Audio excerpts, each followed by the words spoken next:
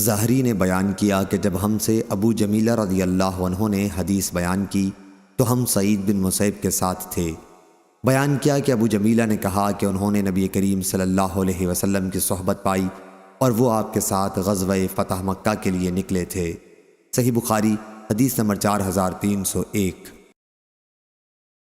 ایوب نے کہا کہ مجھ سے ابو قلابہ نے کہا، عمرو بن سلمہ رضی اللہ عنہ کی خدمت میں حاضر ہو کر یہ قصہ کیوں نہیں پوچھتے؟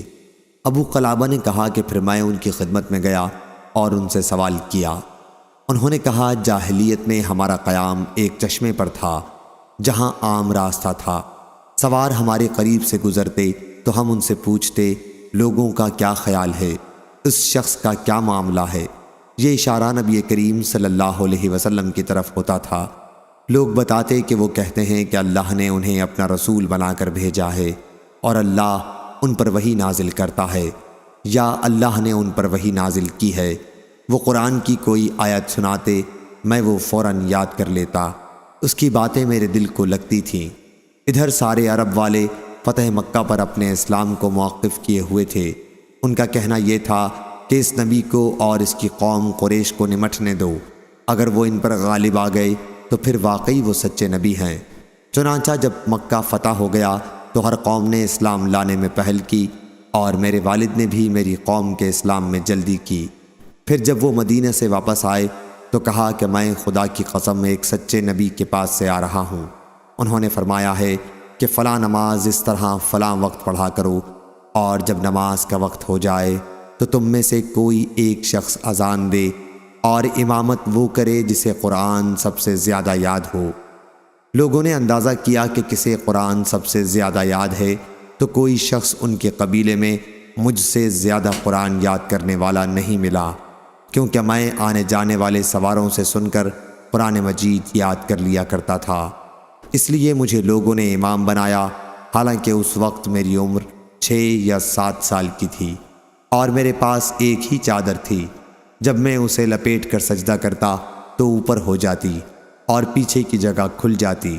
اس قبیلے کی ایک عورت نے کہا، تم اپنے قاری کا چوتر تو پہلے چھپا دو۔ آخر انہوں نے کپڑا خریدا اور میرے لیے ایک قمیص بنائی۔ میں جتنا خوش اس قمیص سے ہوا اتنا کسی اور چیز سے نہیں ہوا تھا۔ صحیح بخاری حدیث نمبر 4302۔ امام مالک نے بیان کیا، ان سے ابن شہاب نے، ان سے عروہ بن زبیر نے، اور ان سے حضرت عائشہ رضی اللہ عنہا نے بیان کیا نبی کریم صلی اللہ علیہ وسلم سے۔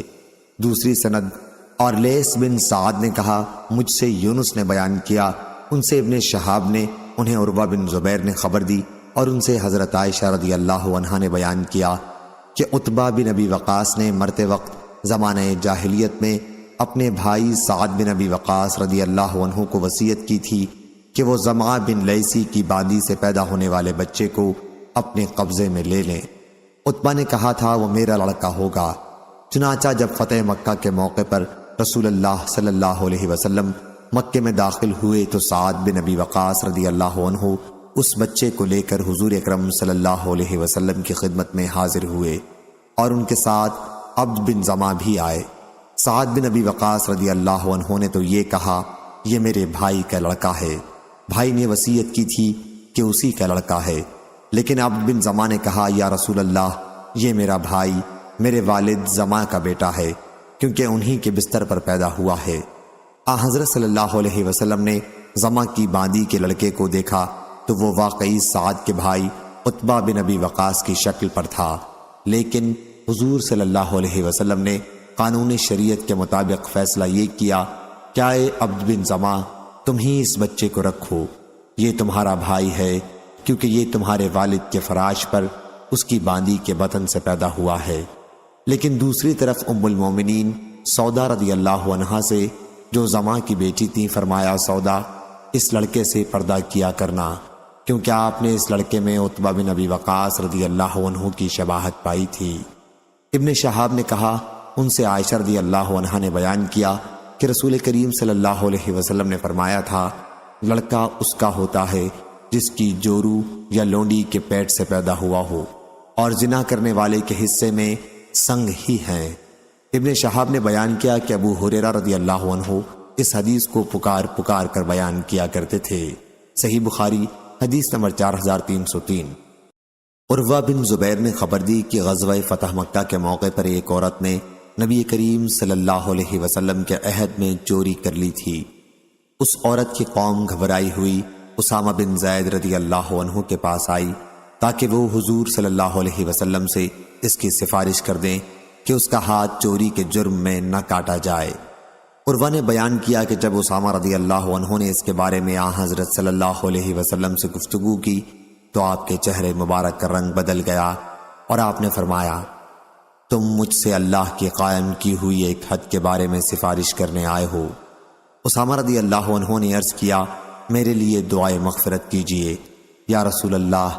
پھر دوپہر کے بعد حضرت صلی اللہ علیہ وسلم نے صحابہ رضی اللہ عنہم کو خطاب کیا، اللہ تعالیٰ کی اس کی شان کے مطابق تعریف کرنے کے بعد فرمایا، اما بعد، تم میں سے پہلے لوگ اس لیے ہلاک ہو گئے کہ اگر ان میں سے کوئی معزز شخص چوری کرتا تو اسے چھوڑ دیتے، لیکن اگر کوئی کمزور چوری کر لیتا تو اس پر حد قائم کرتے، اور اس ذات کی قسم جس کے ہاتھ میں محمد کی جان ہے، اگر فاطمہ بنت محمد بھی چوری کر لے تو میں اس کا ہاتھ کاٹوں گا۔ اس کے بعد حضور صلی اللہ علیہ وسلم نے اس عورت کے لیے حکم دیا اور ان کا ہاتھ کاٹ دیا گیا۔ پھر اس عورت نے صدقہ دل سے توبہ کر لی اور شادی بھی کر لی۔ حضرت عائشہ رضی اللہ عنہا نے بیان کیا کہ بعد میں وہ میرے یہاں آتی تھیں، ان کو اور کوئی ضرورت ہوتی تو میں رسول اللہ صلی اللہ علیہ وسلم کے سامنے پیش کر دیتی۔ صحیح بخاری حدیث نمبر 4304۔ مجاشع بن مسعود رضی اللہ عنہ نے بیان کیا کہ فتح مکہ کے بعد میں رسول اللہ صلی اللہ علیہ وسلم کی خدمت میں اپنے بھائی مجالد کو لے کر حاضر ہوا اور عرض کی کہ یا رسول اللہ، میں اسے اس لیے لے کر حاضر ہوا ہوں تاکہ آپ ہجرت پر اس سے بیعت لے لیں۔ حضور صلی اللہ علیہ وسلم نے فرمایا، ہجرت کرنے والے اس کی فضیلت و ثواب کو حاصل کر چکے، یعنی اب ہجرت کرنے کا زمانہ تو گزر چکا۔ میں نے عرض کیا، پھر آپ اس سے کس چیز پر بیعت لیں گے؟ حضور صلی اللہ علیہ وسلم نے فرمایا، ایمان، اسلام اور جہاد پر۔ ابھی عثمان نہدی نے کہا کہ پھر میں مجاشع کے بھائی ابو معبد مجالد سے ملا، وہ دونوں بھائیوں سے بڑے تھے۔ میں نے ان سے بھی اس حدیث کے متعلق پوچھا تو انہوں نے کہا کہ مجاشع نے حدیث ٹھیک طرح بیان کی ہے۔ صحیح بخاری حدیث نمبر 4305، 4306۔ قاسم بن سلیمان نے بیان کیا، ان سے ابو عثمان نہدی نے اور ان سے مجاشع بن مسعود رضی اللہ عنہ نے کہ میں اپنے بھائی ابو معبد رضی اللہ عنہ کو نبی کریم صلی اللہ علیہ وسلم کی خدمت میں آپ سے ہجرت پر بیعت کرانے کے لیے لے گیا۔ حضور صلی اللہ علیہ وسلم نے فرمایا کہ ہجرت کا ثواب تو ہجرت کرنے والوں کے ساتھ ختم ہو چکا، البتہ میں اس سے اسلام اور جہاد پر بیعت لیتا ہوں۔ ابو عثمان نے کہا کہ پھر میں نے ابو معبد رضی اللہ عنہ سے مل کر ان سے ان کے متعلق پوچھا تو انہوں نے کہا کہ مجاشع رضی اللہ عنہ نے ٹھیک بیان کیا، اور خالد حذا نے بھی ابو عثمان سے بیان کیا، ان سے مجاشع رضی اللہ عنہ نے کہ وہ اپنے بھائی مجالد رضی اللہ عنہ کو لے کر آئے تھے۔ پھر حدیث کو آخر تک بیان کیا، اس کو اسماعیل نے وصل کیا ہے۔ صحیح بخاری حدیث نمبر 4307، 4308۔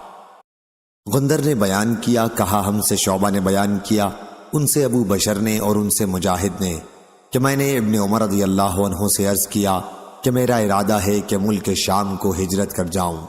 فرمایا، اب ہجرت باقی نہیں رہی، جہاد ہی باقی رہ گیا ہے، اس لیے جاؤ اور خود کو پیش کرو، اگر تم نے کچھ پا لیا تو بہتر، ورنہ واپس آ جانا۔ صحیح بخاری حدیث نمبر 4309۔ ابو بشر نے خبر دی، انہوں نے مجاہد سے سنا کہ جب میں نے عبداللہ بن عمر رضی اللہ عنہ سے عرض کیا تو انہوں نے کہا کہ اب ہجرت باقی نہیں رہی، یا فرمایا کہ رسول اللہ صلی اللہ علیہ وسلم کے بعد پھر ہجرت کہاں رہی؟ اگلی روایت کی طرح بیان کیا۔ صحیح بخاری حدیث نمبر 4310۔ یحییٰ بن حمزہ نے بیان کیا، انہوں نے کہا کہ مجھ سے ابو عمر اوزائی نے بیان کیا، ان سے عبدہ بن ابی لبابہ نے، ان سے مجاہد بن جبر مکی نے کہ عبداللہ بن عمر رضی اللہ عنہ کہا کرتے تھے کہ فتح مکہ کے بعد ہجرت باقی نہیں رہی۔ صحیح بخاری حدیث نمبر 4311۔ عطا بن نبی رباح نے بیان کیا کہ میں عبید بن عمیر کے ساتھ حضرت عائشہ رضی اللہ عنہا کی خدمت میں حاضر ہوا۔ عبید نے ان سے ہجرت کا مسئلہ پوچھا تو انہوں نے کہا کہ اب ہجرت باقی نہیں رہی۔ پہلے مسلمان اپنا دین بچانے کے لیے اللہ اور اس کے رسول کی طرف پناہ لینے کے لیے آتے تھے، اس خوف سے کہ کہیں دین کی وجہ سے فتنے میں نہ پڑ جائیں۔ اس لیے اب جب کہ اللہ تعالیٰ نے اسلام کو غالب کر دیا تو مسلمان جہاں بھی چاہے اپنے رب کی عبادت کر سکتا ہے۔ اب تو صرف جہاد اور جہاد کی نیت کا ثواب باقی ہے۔ صحیح بخاری حدیث نمبر 4312۔ حسن بن مسلم نے خبر دی اور انہیں مجاہد نے کہا کہ رسول اللہ صلی اللہ علیہ وسلم فتح مکہ کے دن خطبہ سنانے کھڑے ہوئے اور فرمایا، جس دن اللہ تعالیٰ نے آسمان و زمین کو پیدا کیا تھا اسی دن اس نے مکے کو حرمت والا شہر قرار دے دیا تھا، پس یہ شہر اللہ کے حکم کے مطابق قیامت تک کے لیے حرمت والا رہے گا، جو مجھ سے پہلے کبھی کسی کے لیے حلال نہیں ہوا اور نہ میرے بعد کسی کے لیے حلال ہوگا، اور میرے لیے بھی صرف ایک گھڑی کے لیے حلال ہوا تھا، یہاں حدود حرم میں شکار کے قابل جانور نہ چھیڑے جائیں، یہاں کے کانٹے دار درخت نہ کاٹے جائیں، نہ یہاں کی گھاس اکھاڑی جائے، اور یہاں پر گری پڑی چیز اس شخص کے سوا جو اعلان کرنے کا ارادہ رکھتا ہو اور کسی کے لیے اٹھانی جائز نہیں۔ اس پر حضرت عباس بن عبد المطلب رضی اللہ عنہ نے کہا، یا رسول اللہ، اذخر گھاس کی اجازت دیجیے، کیونکہ سناروں کے لیے اور مکانات کی تعمیر وغیرہ کے لیے یہ ضروری ہے۔ آپ خاموش ہو گئے، پھر فرمایا، اذخر اس حکم سے الگ ہے، اس کا کاٹنا حلال ہے۔ دوسری روایت ابن جرید سے اسی سند سے ایسی ہی ہے، انہوں نے عبد الکریم بن مالک سے، انہوں نے اکرمہ سے، انہوں نے ابن عباس سے اور ابو ہریرہ رضی اللہ عنہ نے بھی حضرت صلی اللہ علیہ وسلم سے ایسی ہی روایت کی ہے۔ صحیح بخاری حدیث نمبر 4313۔ یزید بن ہارون نے بیان کیا، کہا ہم کو اسماعیل بن ابی خالد نے خبر دی، انہوں نے بیان کیا کہ میں نے عبداللہ بن ابی اوفا رضی اللہ عنہ کے ہاتھ میں زخم کا نشان دیکھا، پھر انہوں نے بتلایا کہ مجھے یہ زخم اس وقت آیا تھا جب میں رسول اللہ صلی اللہ علیہ وسلم کے ساتھ غزوہ حنین میں شریک تھا۔ میں نے کہا، آپ حنین میں شریک تھے؟ انہوں نے کہا کہ اس سے بھی پہلے میں کئی غزوات میں شریک ہو چکا ہوں۔ صحیح بخاری حدیث نمبر 4314۔ سفیان ثوری نے بیان کیا، ان سے ابو اسحاق نے کہا کہ میں نے برا رضی اللہ عنہ سے سنا، ان کے یہاں ایک شخص آیا اور ان سے کہنے لگا کہ اے ابو عمارہ، کیا تم نے حنین کی لڑائی میں پیٹھ پھیر لی تھی؟ انہوں نے کہا، میں اس کی گواہی دیتا ہوں کہ نبی کریم صلی اللہ علیہ وسلم اپنی جگہ سے نہیں ہٹے تھے، البتہ جو لوگ قوم میں جلد باز تھے انہوں نے اپنی جلد بازی کا ثبوت دیا تھا، پس قبیلہ حوازن والوں نے ان پر تیر برسائے۔ ابو سفیان بن حارث رضی اللہ عنہ حضور صلی اللہ علیہ وسلم کے سفید خچر کی لگام تھامے ہوئے تھے اور حضور صلی اللہ علیہ وسلم فرما رہے تھے، میں نبی ہوں، اس میں بالکل جھوٹ نہیں، میں عبد المطلب کی اولاد ہوں۔ صحیح بخاری حدیث نمبر 4315۔ ابو الولید نے بیان کیا، کہا ہم سے شعبہ نے بیان کیا، ان سے ابو اسحاق نے کہ برا بن عازب رضی اللہ عنہ سے پوچھا گیا، میں سن رہا تھا کہ تم لوگوں نے نبی کریم صلی اللہ علیہ وسلم کے ساتھ غزوہ حنین میں پیٹھ پھیر لی تھی۔ انہوں نے کہا، جہاں تک حضور اکرم صلی اللہ علیہ وسلم کا تعلق ہے تو آپ نے پیٹھ نہیں پھیری تھی۔ ہوا یہ تھا کہ حوازن والے بڑے تیر انداز تھے، حضور صلی اللہ علیہ وسلم نے اس موقع پر فرمایا تھا، میں نبی ہوں، اس میں جھوٹ نہیں، میں عبد المطلب کی اولاد ہوں۔ صحیح بخاری حدیث نمبر 4316۔ شعبہ نے بیان کیا، ان سے ابو اسحاق نے، انہوں نے برا رضی اللہ عنہ سے سنا اور ان سے قبیلہ قیس کے ایک آدمی نے پوچھا کہ کیا تم لوگ نبی کریم صلی اللہ علیہ وسلم کو غزوہ حنین میں چھوڑ کر بھاگ نکلے تھے؟ انہوں نے کہا، لیکن حضور اکرم صلی اللہ علیہ وسلم اپنی جگہ سے نہیں ہٹے تھے۔ قبیلہ حوازن کے لوگ تیر انداز تھے، جب ان پر ہم نے حملہ کیا تو وہ پسپا ہو گئے، پھر ہم لوگ مال غنیمت میں لگ گئے، آخر ہمیں ان کے تیروں کا سامنا کرنا پڑا۔ میں نے خود دیکھا تھا کہ حضور اکرم صلی اللہ علیہ وسلم اپنے سفید خچر پر سوار تھے اور حضرت ابو سفیان رضی اللہ عنہ اس کی لگام تھامے ہوئے تھے۔ حضور صلی اللہ علیہ وسلم فرما رہے تھے، میں نبی ہوں، اس میں جھوٹ نہیں۔ اسرائیل اور زہیر نے بیان کیا، کہ بعد میں حضور صلی اللہ علیہ وسلم اپنے خچر سے اتر گئے۔ صحیح بخاری حدیث نمبر 4317۔ عقیل نے بیان کیا، ان سے ابن شہاب نے، دوسری سند اسحاق بن منصور نے بیان کیا، کہا ہم سے یعقوب بن ابراہیم نے بیان کیا، کہا ہم سے ابن شہاب کے بھتیجے محمد بن عبداللہ بن شہاب نے بیان کیا کہ محمد بن شہاب نے کہا کہ ان سے عروہ بن زبیر نے بیان کیا کہ انہیں مروان بن حکم اور مسعور بن مخرمہ رضی اللہ عنہ نے خبر دی کہ جب قبیلہ حوازن کا وفد مسلمان ہو کر حاضر ہوا تو رسول اللہ صلی اللہ علیہ وسلم رخصت دینے کھڑے ہوئے۔ انہوں نے آپ سے یہ درخواست کی کہ ان کا مال اور ان کے قبیلے کے قیدی انہیں واپس دے دیے جائیں۔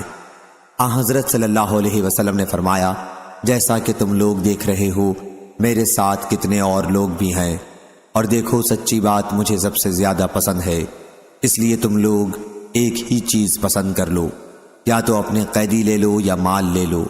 میں نے تم ہی لوگوں کے خیال سے قیدیوں کی تقسیم میں تاخیر کی تھی۔ حضور اکرم صلی اللہ علیہ وسلم کے طائف سے واپس ہو کر تقریباً 10 دن ان کا انتظار کیا تھا۔ آخر جب ان پر واضح ہو گیا کہ حضرت صلی اللہ علیہ وسلم انہیں صرف ایک ہی چیز واپس کریں گے تو انہوں نے کہا کہ پھر ہم اپنے قبیلے کے قیدیوں کی واپسی چاہتے ہیں۔ چنانچہ آپ صلی اللہ علیہ وسلم نے مسلمانوں کو خطاب کیا، اللہ تعالیٰ کی اس کی شان کے مطابق ثنا کرنے کے بعد فرمایا، اما بعد، تمہارے بھائی قبیلہ حوازن کے لوگ توبہ کر کے ہمارے پاس آئے ہیں مسلمان ہو کر، اور میری رائے یہ ہے کہ ان کے قیدی انہیں واپس کر دیے جائیں۔ اس لیے جو شخص بلا کسی دنیاوی صلے کے اپنی خوشی سے واپس کرنا چاہے وہ واپس کر دے، یہ بہتر ہے، اور جو لوگ اپنا حصہ نہ چھوڑنا چاہتے ہوں ان کا حق قائم رہے گا۔ وہ یوں کر لیں کہ اس کے بعد جو سب سے پہلے غنیمت اللہ تعالی ہمیں عنایت فرمائے گا اس میں سے ہم انہیں اس کے بدلے میں دے دیں گے، تو وہ ان کے قیدی واپس کر دیں۔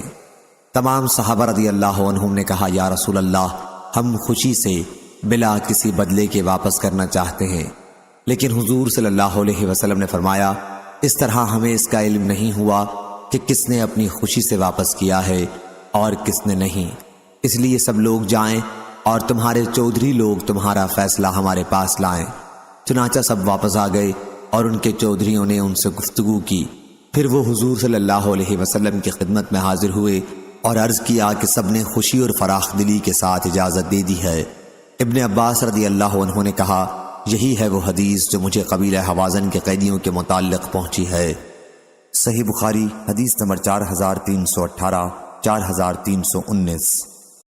حماد بن زید نے بیان کیا، ان سے ایوب نے، ان سے نافع نے کہ عمر رضی اللہ عنہ نے عرض کیا، یا رسول اللہ، دوسری سند، اور مجھ سے محمد ابن مقاتل نے بیان کیا، کہا ہم کو عبداللہ بن مبارک نے خبر دی، انہیں معمر نے خبر دی، انہیں ایوب نے، انہیں نافع نے، اور ان سے ابن عمر رضی اللہ عنہ نے بیان کیا کہ جب ہم غزوہ حنین سے واپس ہو رہے تو عمر رضی اللہ عنہ نے نبی کریم صلی اللہ علیہ وسلم سے اپنی ایک نظر کے متعلق پوچھا جو انہوں نے زمانے جاہلیت میں اعتکاف کی مانی تھی، اور حضور صلی اللہ علیہ وسلم نے انہیں اسے پوری کرنے کا حکم دیا۔ اور بعض احمد بن عبدہ ضبی نے حماد سے بیان کیا، ان سے ایوب نے، ان سے نافع نے، اور ان سے ابن عمر رضی اللہ عنہ نے، اور اس روایت کو جریر بن حازم اور حماد بن سلمہ نے ایوب سے بیان کیا، ان سے نافع نے، ان سے ابن عمر رضی اللہ عنہ نے نبی کریم صلی اللہ علیہ وسلم سے۔ صحیح بخاری حدیث نمبر 4320۔ قتادہ کے مولا ابو محمد نے اور ان سے ابو قتادہ رضی اللہ عنہ نے بیان کیا کہ غزوہ حنین کے لیے ہم نبی کریم صلی اللہ علیہ وسلم کے ساتھ نکلے۔ جب جنگ ہوئی تو مسلمان ذرا ڈگمگا گئے، یعنی آگے پیچھے ہو گئے۔ میں نے دیکھا کہ ایک مشرک ایک مسلمان کے اوپر غالب ہو رہا ہے، میں نے پیچھے سے اس کی گردن پر تلوار ماری اور اس کی ذرا کاٹ ڈالی۔ اب وہ مجھ پر پلٹ پڑا اور مجھے اتنی زور سے بھینچا کہ موت کی تصویر میری آنکھوں میں پھر گئی۔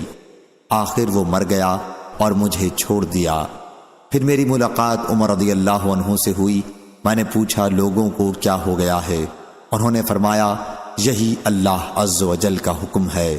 پھر مسلمان پلٹے اور جنگ ختم ہو جانے کے بعد حضور صلی اللہ علیہ وسلم تشریف فرما ہوئے اور فرمایا جس نے کسی کو قتل کیا ہو اور اس کے لیے کوئی گواہ بھی رکھتا ہو تو اس کا تمام سامان اور ہتھیار اسے ہی ملے گا۔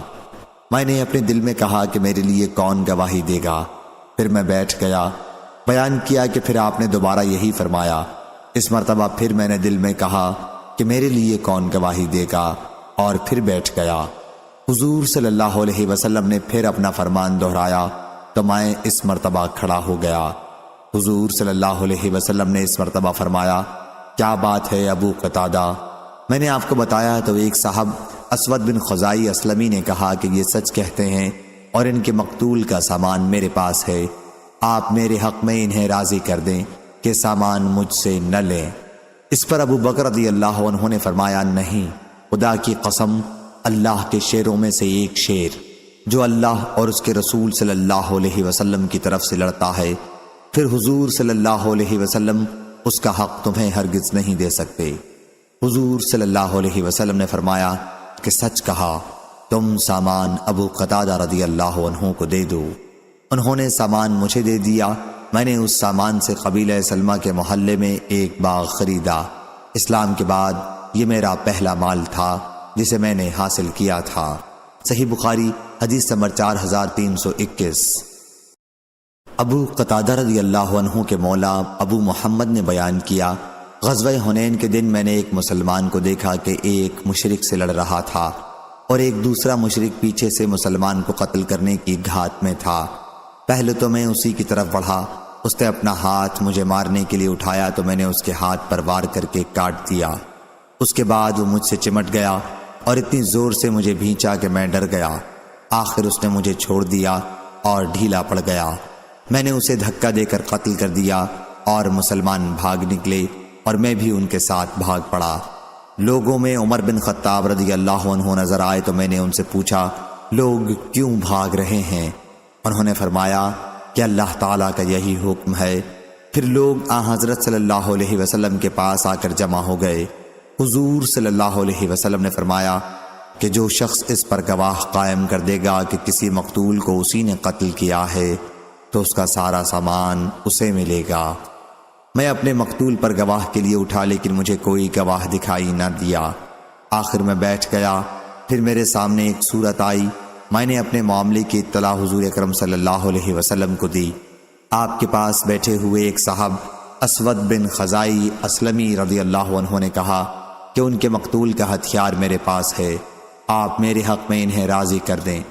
اس پر حضرت ابو بکر رضی اللہ عنہ نے کہا، ہرگز نہیں، اللہ کے شیروں میں سے ایک شیر کو چھوڑ کر جو اللہ اور اس کے رسول کے لیے جنگ کرتا ہے، اس کا حق قریش کے ایک بزدل کو حضرت صلی اللہ علیہ وسلم نہیں دے سکتے۔ ابو قتادہ رضی اللہ عنہ نے بیان کیا، چنانچہ حضور صلی اللہ علیہ وسلم کھڑے ہوئے اور مجھے وہ سامان عطا فرمایا۔ میں نے اس سے ایک باغ خریدا اور یہ سب سے پہلا مال تھا جسے میں نے اسلام لانے کے بعد حاصل کیا تھا۔ صحیح بخاری حدیث نمبر 4322۔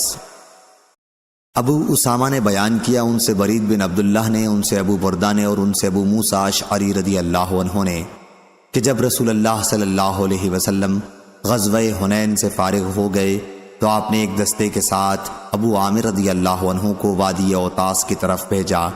اس معرکے میں درید ابن الصمت سے مقابلہ ہوا۔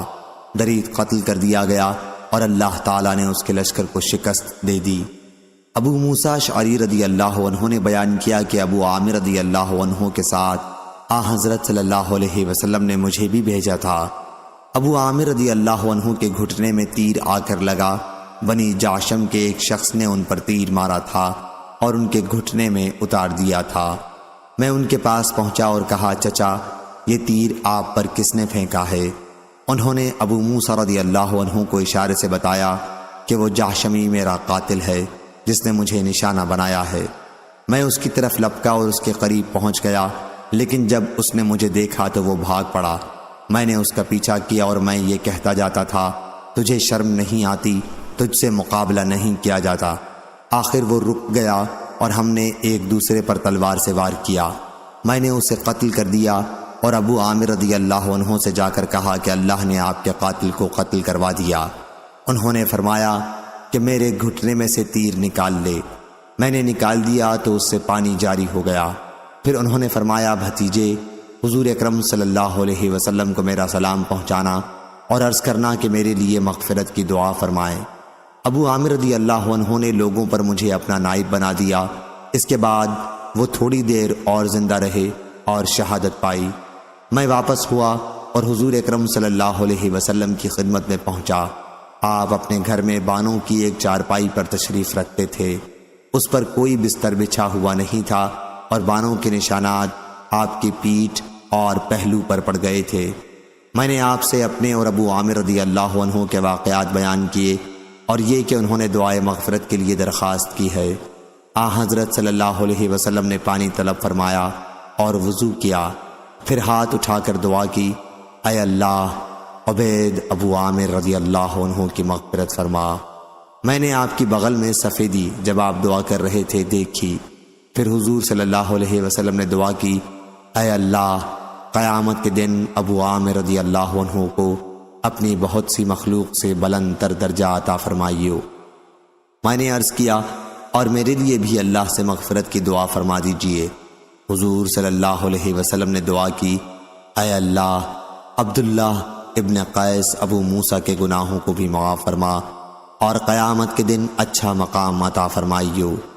اور ابو بردہ نے بیان کیا کہ ایک دعا ابو عامر رضی اللہ عنہ کے لیے تھی اور دوسری ابو موسیٰ رضی اللہ عنہ کے لیے۔ صحیح بخاری حدیث نمبر 4323۔ ہشام بن عروہ نے بیان کیا، ان سے ان کے والد نے، ان سے زینب بنت ابی سلمہ نے اور ان سے ان کی والدہ ام المومنین ام سلمہ رضی اللہ عنہا نے کہ نبی کریم صلی اللہ علیہ وسلم میرے یہاں تشریف لائے تو میرے پاس ایک مخنث بیٹھا ہوا تھا۔ پھر حضرت صلی اللہ علیہ وسلم نے سنا کہ وہ عبداللہ بن امیہ سے کہہ رہا تھا، کیا اے عبداللہ دیکھو اگر کل اللہ تعالیٰ نے طائف کی فتح تمہیں عنایت فرمائی تو غیلان بن سلمہ کی بیٹی بادیہ نامی کو لے لینا۔ وہ جب سامنے آتی ہے تو پیٹ پر 4 بل اور پیٹھ موڑ کر جاتی ہے تو 8 بل دکھائی دیتے ہیں، یعنی بہت موٹی تازی عورت ہے۔ اس لیے حضرت صلی اللہ علیہ وسلم نے فرمایا، یہ شخص اب تمہارے گھر میں نہ آیا کرے۔ ابن عینہ نے بیان کیا کہ ابن جریج نے کہا اس مخنث کا نام حیث تھا۔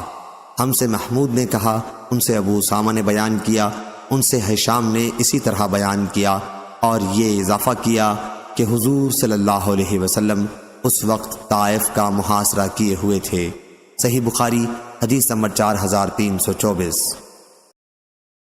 سفیان بن عینہ نے بیان کیا، ان سے عمرو بن دینار نے، ان سے ابو العباس نابینا شاعر نے اور ان سے عبداللہ بن عمر رضی اللہ عنہ نے، انہوں نے بیان کیا کہ جب رسول اللہ صلی اللہ علیہ وسلم نے طائف کا محاصرہ کیا تو دشمن کا کچھ بھی نقصان نہیں کیا۔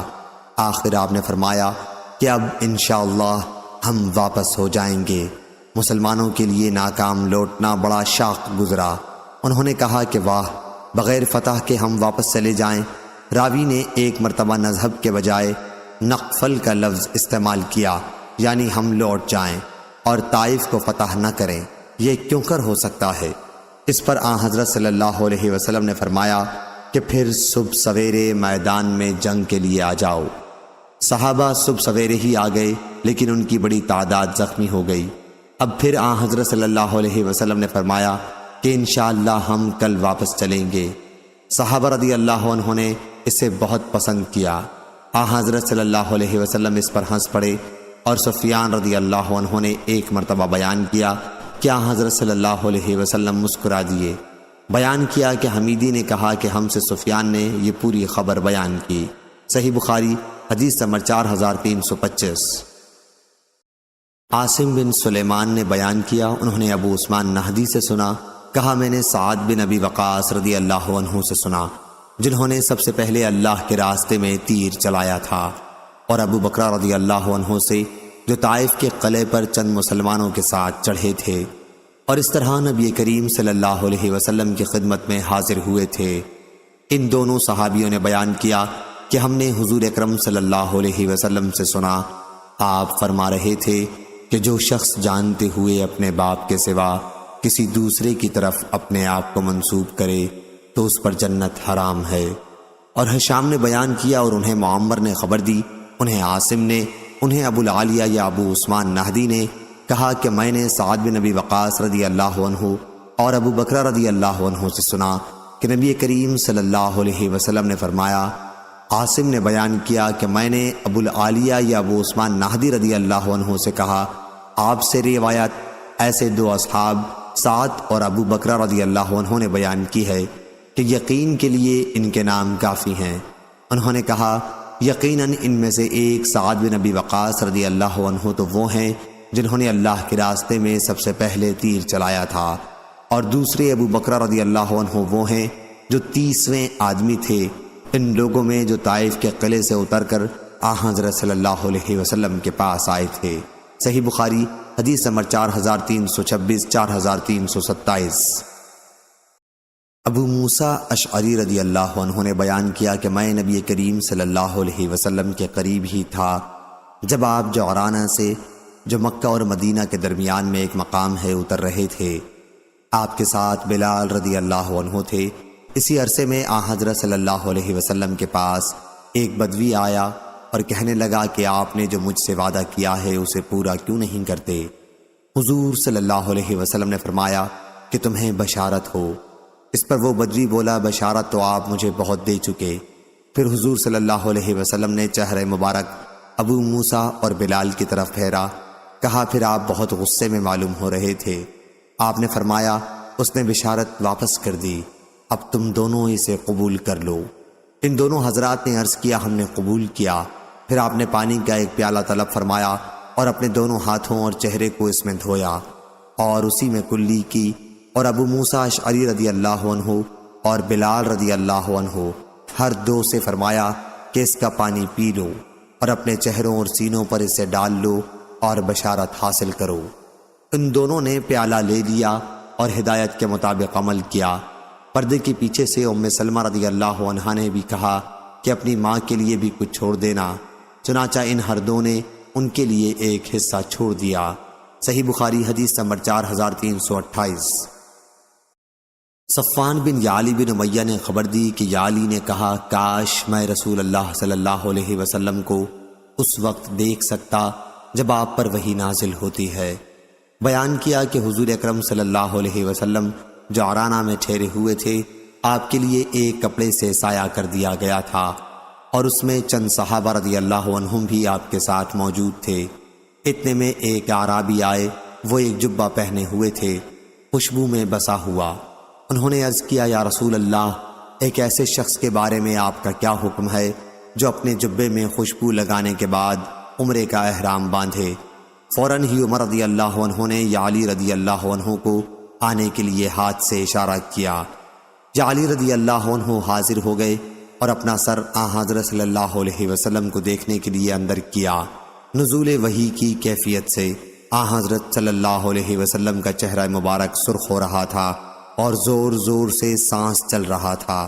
تھوڑی دیر تک یہی کیفیت رہی، پھر ختم ہو گئی تو آپ نے دریافت فرمایا کہ ابھی عمرے کے متعلق جس نے سوال کیا تھا وہ کہاں ہے؟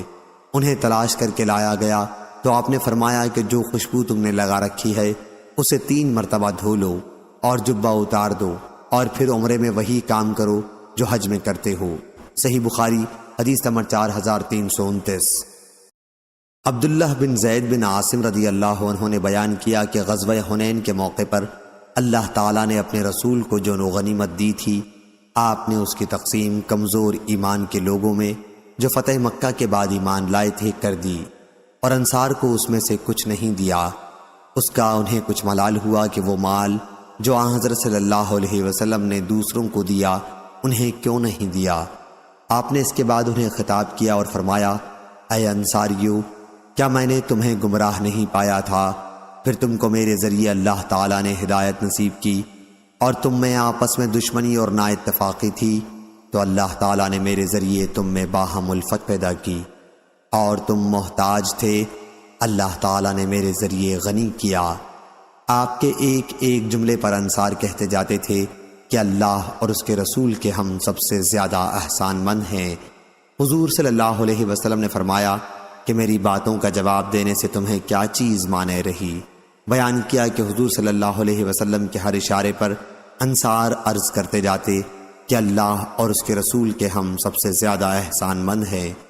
پھر حضور صلی اللہ علیہ وسلم نے فرمایا کہ اگر تم چاہتے ہو تو مجھ سے اس طرح بھی کہہ سکتے تھے کیا آپ آئے تو لوگ آپ کو جھٹلا رہے تھے لیکن ہم نے آپ کی تصدیق کی وغیرہ۔ کیا تم اس پر خوش نہیں ہو کہ جب لوگ اونٹ اور بکریاں لے جا رہے ہوں گے تو تم اپنے گھروں کی طرف رسول اللہ صلی اللہ علیہ وسلم کو ساتھ لیے جا رہے ہوگے؟ اگر ہجرت کی فضیلت نہ ہوتی تو میں بھی انصار کا ایک آدمی بن جاتا۔ لوگ خواہ کسی گھاٹی یا وادی میں چلیں، میں تو انصار کی وادی اور گھاٹی میں چلوں گا۔ انصار اس کپڑے کی طرح ہیں، یعنی استر جو ہمیشہ جسم سے لگا رہتا ہے، اور دوسرے لوگ اوپر کے کپڑے کی طرح ہیں، یعنی ابرا۔ تم لوگ انصار دیکھو گے کہ میرے بعد تم پر دوسروں کو ترجیح دی جائے گی۔ تم ایسے وقت میں صبر کرنا یہاں تک کہ مجھ سے حوض پر آ ملو۔ صحیح بخاری حدیث نمبر 4330۔ انس بن مالک رضی اللہ عنہ نے خبر دی، بیان کیا کہ جب قبیلہ حوازن کے مال میں سے اللہ تعالیٰ اپنے رسول کو جو دینا تھا وہ دیا تو انصار کے کچھ لوگوں کو رنج ہوا، کیونکہ حضرت صلی اللہ علیہ وسلم نے کچھ لوگوں کو 100 اونٹ دے دیے تھے۔ کچھ لوگوں نے کہا کہ اللہ اپنے رسول کی مغفرت کرے، قریش کو تو آپ عنایت فرما رہے ہیں اور ہم کو چھوڑ دیا ہے، حالانکہ ابھی ہماری تلواروں سے ان کا خون ٹپک رہا ہے۔ انس رضی اللہ عنہ نے بیان کیا کہ انصار کی یہ بات حضور اکرم صلی اللہ علیہ وسلم کے کان میں آئی تو آپ نے انہیں بلا بھیجا اور چمڑے کے ایک خیمے میں انہیں جمع کیا۔ ان کے ساتھ ان کے علاوہ کسی کو بھی آپ نے نہیں بلایا تھا۔ جب سب لوگ جمع ہو گئے تو آپ صلی اللہ علیہ وسلم کھڑے ہوئے اور فرمایا، تمہاری جو بات مجھے معلوم ہوئی ہے کیا وہ صحیح ہے؟ انصار کے جو سمجھدار لوگ تھے انہوں نے عرض کیا، یا رسول اللہ، جو لوگ ہمارے معزز اور سردار ہیں انہوں نے ایسی کوئی بات نہیں کہی ہے، البتہ ہمارے کچھ لوگ جو ابھی نو عمر ہیں انہوں نے کہا ہے کہ اللہ رسول اللہ صلی اللہ علیہ وسلم کی مغفرت کرے، قریش کو آپ دے رہے ہیں اور ہمیں چھوڑ دیا ہے، حالانکہ ابھی ہماری تلواروں سے ان کا خون ٹپک رہا ہے۔ حضرت صلی اللہ علیہ وسلم نے اس پر فرمایا، میں ایسے لوگوں کو دیتا ہوں جو ابھی نئے نئے اسلام میں داخل ہوئے ہیں، اس طرح میں ان کی دلجوئی کرتا ہوں۔ کیا تم اس پر راضی نہیں ہو کہ دوسرے لوگ تو مال و دولت ساتھ لے جائیں اور تم نبی صلی اللہ علیہ وسلم کو اپنے ساتھ اپنے گھر لے جاؤ؟ خدا کی قسم کہ جو چیز تم اپنے ساتھ لے جاؤ گے وہ اس سے بہتر ہے جو وہ لے جا رہے ہیں۔ انصار نے عرض کیا، یا رسول اللہ، ہم اس پر راضی ہیں۔ اس کے بعد حضرت صلی اللہ علیہ وسلم نے فرمایا، میرے بعد تم دیکھو گے کہ تم پر دوسروں کو ترجیح دی جائے گی، اس وقت صبر کرنا یہاں تک کہ اللہ اور اس کے رسول صلی اللہ علیہ وسلم سے آ ملو، میں حوض کوثر پر ملوں گا۔ انس رضی اللہ عنہ نے کہا، لیکن انصار نے صبر نہیں کیا۔ صحیح بخاری حدیث نمبر 4331۔ انس بن مالک رضی اللہ عنہ نے بیان کیا کہ فتح مکہ کے زمانے میں حضرت صلی اللہ علیہ وسلم نے قریش میں حنین کی غنیمت کی تقسیم کر دی۔ انصار رضی اللہ عنہم اس سے اور رنجیدہ ہوئے۔ آپ نے فرمایا، کیا تم اس پر راضی نہیں ہو کہ دوسرے لوگ دنیا اپنے ساتھ لے جائیں اور تم اپنے ساتھ رسول اللہ صلی اللہ علیہ وسلم کو لے جاؤ؟ انصار نے عرض کیا کہ ہم اس پر خوش ہیں۔ حضور صلی اللہ علیہ وسلم نے فرمایا کہ لوگ دوسرے کسی وادی یا گھاٹی میں چلیں تو میں انصار کی وادی یا گھاٹی میں چلوں گا۔ صحیح بخاری حدیث نمبر 4332۔ انس رضی اللہ عنہ نے بیان کیا کہ غزوہ حنین میں جب قبیلہ حوازن سے جنگ شروع ہوئی تو نبی کریم صلی اللہ علیہ وسلم کے ساتھ 10,000 فوج تھی۔ قریش کے وہ لوگ بھی ساتھ تھے جنہیں فتح مکہ کے بعد حضرت صلی اللہ علیہ وسلم نے چھوڑ دیا تھا۔ پھر سب نے پیٹھ پھیر لی۔ حضور صلی اللہ علیہ وسلم نے پکارا، اے انصاریو! انہوں نے جواب دیا کہ ہم حاضر ہیں۔ یا رسول اللہ صلی اللہ علیہ وسلم، آپ کے ہر حکم کی تکمیل کے لیے ہم حاضر ہیں، ہم آپ کے سامنے ہیں۔ پھر حضور صلی اللہ علیہ وسلم اپنی سواری سے اتر گئے اور فرمایا کہ میں اللہ کا بندہ اور اس کا رسول ہوں۔ پھر مشرکین کو ہار ہو گئی۔ جن لوگوں کو حضور صلی اللہ علیہ وسلم نے فتح مکہ کے بعد چھوڑ دیا تھا اور مہاجرین کو حضرت صلی اللہ علیہ وسلم نے دیا، لیکن انصار کو کچھ نہیں دیا۔ اس پر انصار رضی اللہ عنہم نے اپنے غم کا اظہار کیا تو آپ نے انہیں بلایا اور ایک خیمے میں جمع کیا، پھر فرمایا کہ تم اس پر راضی نہیں ہو کہ دوسرے لوگ بکری اور اونٹ اپنے ساتھ لے جائیں اور تم رسول اللہ صلی اللہ علیہ وسلم کو اپنے ساتھ لے جاؤ۔ حضرت صلی اللہ علیہ وسلم نے فرمایا اگر لوگ کسی وادی یا گھاٹی میں چلیں اور انصار دوسری گھاٹی میں چلیں تو میں انصار کی گھاٹی میں چلنا پسند کروں گا۔ صحیح بخاری حدیث نمبر 4333۔ انس بن مالک رضی اللہ عنہ نے بیان کیا کہ نبی کریم صلی اللہ علیہ وسلم نے انصار کے کچھ لوگوں کو جمع کیا اور فرمایا کہ قریش کے کفر کا اور ان کی بربادیوں کا زمانہ قریب کا ہے، میرا مقصد صرف ان کی دلجوئی اور تالیف قلب تھا، کیا تم اس پر راضی اور خوش نہیں ہو کہ لوگ دنیا لے کر اپنے ساتھ جائیں اور تم اللہ کے رسول اللہ صلی اللہ علیہ وسلم کو اپنے گھر لے جاؤ؟ سب انصاری بولے کیوں نہیں، ہم اسی پر راضی ہیں۔ حضور صلی اللہ علیہ وسلم نے فرمایا اگر دوسرے لوگ کسی وادی میں چلیں اور انصار کسی اور گھاٹی میں چلیں تو میں انصار کی وادی یا گھاٹی میں چلوں گا۔ صحیح بخاری حدیث نمبر 4334۔ سفیان ثوری نے بیان کیا، ان سے عامش نے، ان سے ابو وائل نے اور ان سے عبداللہ بن مسعود رضی اللہ عنہ نے کہ جب رسول اللہ صلی اللہ علیہ وسلم حنین کے مال غنیمت کی تقسیم کر رہے تھے تو انصار کے ایک شخص نے جو منافق تھا کہا کہ اس تقسیم میں اللہ کی خوشنودی کا کوئی خیال نہیں رکھا گیا ہے۔ میں نے رسول اکرم صلی اللہ علیہ وسلم کی خدمت میں حاضر ہو کر آپ کو اس بدگو کی اطلاع دی تو آپ کے چہرے مبارک کا رنگ بدل گیا۔ پھر آپ نے فرمایا اللہ تعالیٰ موسیٰ علیہ السلام پر رحم فرمائے، انہیں اس سے بھی زیادہ دکھ پہنچایا گیا تھا، پس انہوں نے صبر کیا۔ صحیح بخاری حدیث نمبر 4335۔ جریر نے بیان کیا، ان سے منصور نے، ان سے ابو وائل نے اور ان سے عبداللہ بن مسعود رضی اللہ عنہ نے کہ غزوہ حنین کے موقع پر رسول اللہ صلی اللہ علیہ وسلم نے چند لوگوں کو بہت بہت جانور دیے، چنانچہ اقرا بن حابس کو جن کا دل بہلانا منظور تھا 100 اونٹ دیے، عینہ بن حسن فزاری کو بھی اتنے ہی دیے اور اسی طرح دوسرے اشراف عرب کو دیا۔ اس پر ایک شخص نے کہا کہ اس تقسیم میں اللہ کی رضا کا کوئی خیال نہیں کیا گیا۔ ابن مسعود رضی اللہ عنہ نے بیان کیا کہ میں نے کہا کہ میں اس کی خبر رسول اللہ صلی اللہ علیہ وسلم کو کروں گا۔ جب حضرت صلی اللہ علیہ وسلم نے یہ کلمہ سنا تو فرمایا اللہ موسیٰ پر رحم فرمائے کہ انہیں اس سے بھی زیادہ دکھ دیا گیا تھا لیکن انہوں نے صبر کیا۔ صحیح بخاری حدیث نمبر 4336۔ انس بن مالک رضی اللہ عنہ نے بیان کیا کہ جب حنین کا دن ہوا تو قبیلہ حوازن اور غطفان اپنے مویشی اور بال بچوں کو ساتھ لے کر جنگ کے لیے نکلے۔ اس وقت حضرت صلی اللہ علیہ وسلم کے ساتھ 10,000 کا لشکر تھا۔ ان میں کچھ لوگ وہ بھی تھے جنہیں حضور صلی اللہ علیہ وسلم نے فتح مکہ کے بعد احسان رکھ کر چھوڑ دیا تھا۔ پھر ان سب نے پیٹھ پھیر لی اور حضور اکرم صلی اللہ علیہ وسلم تنہا رہ گئے۔ اس دن حضور صلی اللہ علیہ وسلم نے 2 مرتبہ پکارا، دونوں پکار ایک دوسرے سے الگ الگ تھیں۔ آپ نے دائیں طرف متوجہ ہو کر پکارا اے انصاریو، انہوں نے جواب دیا ہم حاضر ہیں یا رسول اللہ، آپ کو بشارت ہو ہم آپ کے ساتھ ہیں، لڑنے کو تیار ہیں۔ پھر آپ بائیں طرف متوجہ ہوئے اور آواز دی اے انصاریو، انہوں نے ادھر سے جواب دیا کہ ہم حاضر ہیں یا رسول اللہ، بشارت ہو ہم آپ کے ساتھ ہیں۔ حضور صلی اللہ علیہ وسلم اس وقت ایک سفید خچر پر سوار تھے۔ پھر آپ اتر گئے اور فرمایا میں اللہ کا بندہ اور اس کا رسول ہوں۔ انجام کار کافروں کو ہار ہوئی اور اس لڑائی میں بہت زیادہ غنیمت حاصل ہوئی۔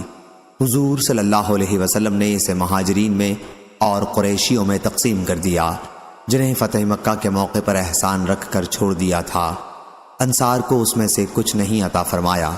انصار کے بعض نوجوانوں نے کہا کہ جب سخت وقت آتا ہے تو ہمیں بلایا جاتا ہے اور غنیمت دوسروں کو تقسیم کر دی جاتی ہے۔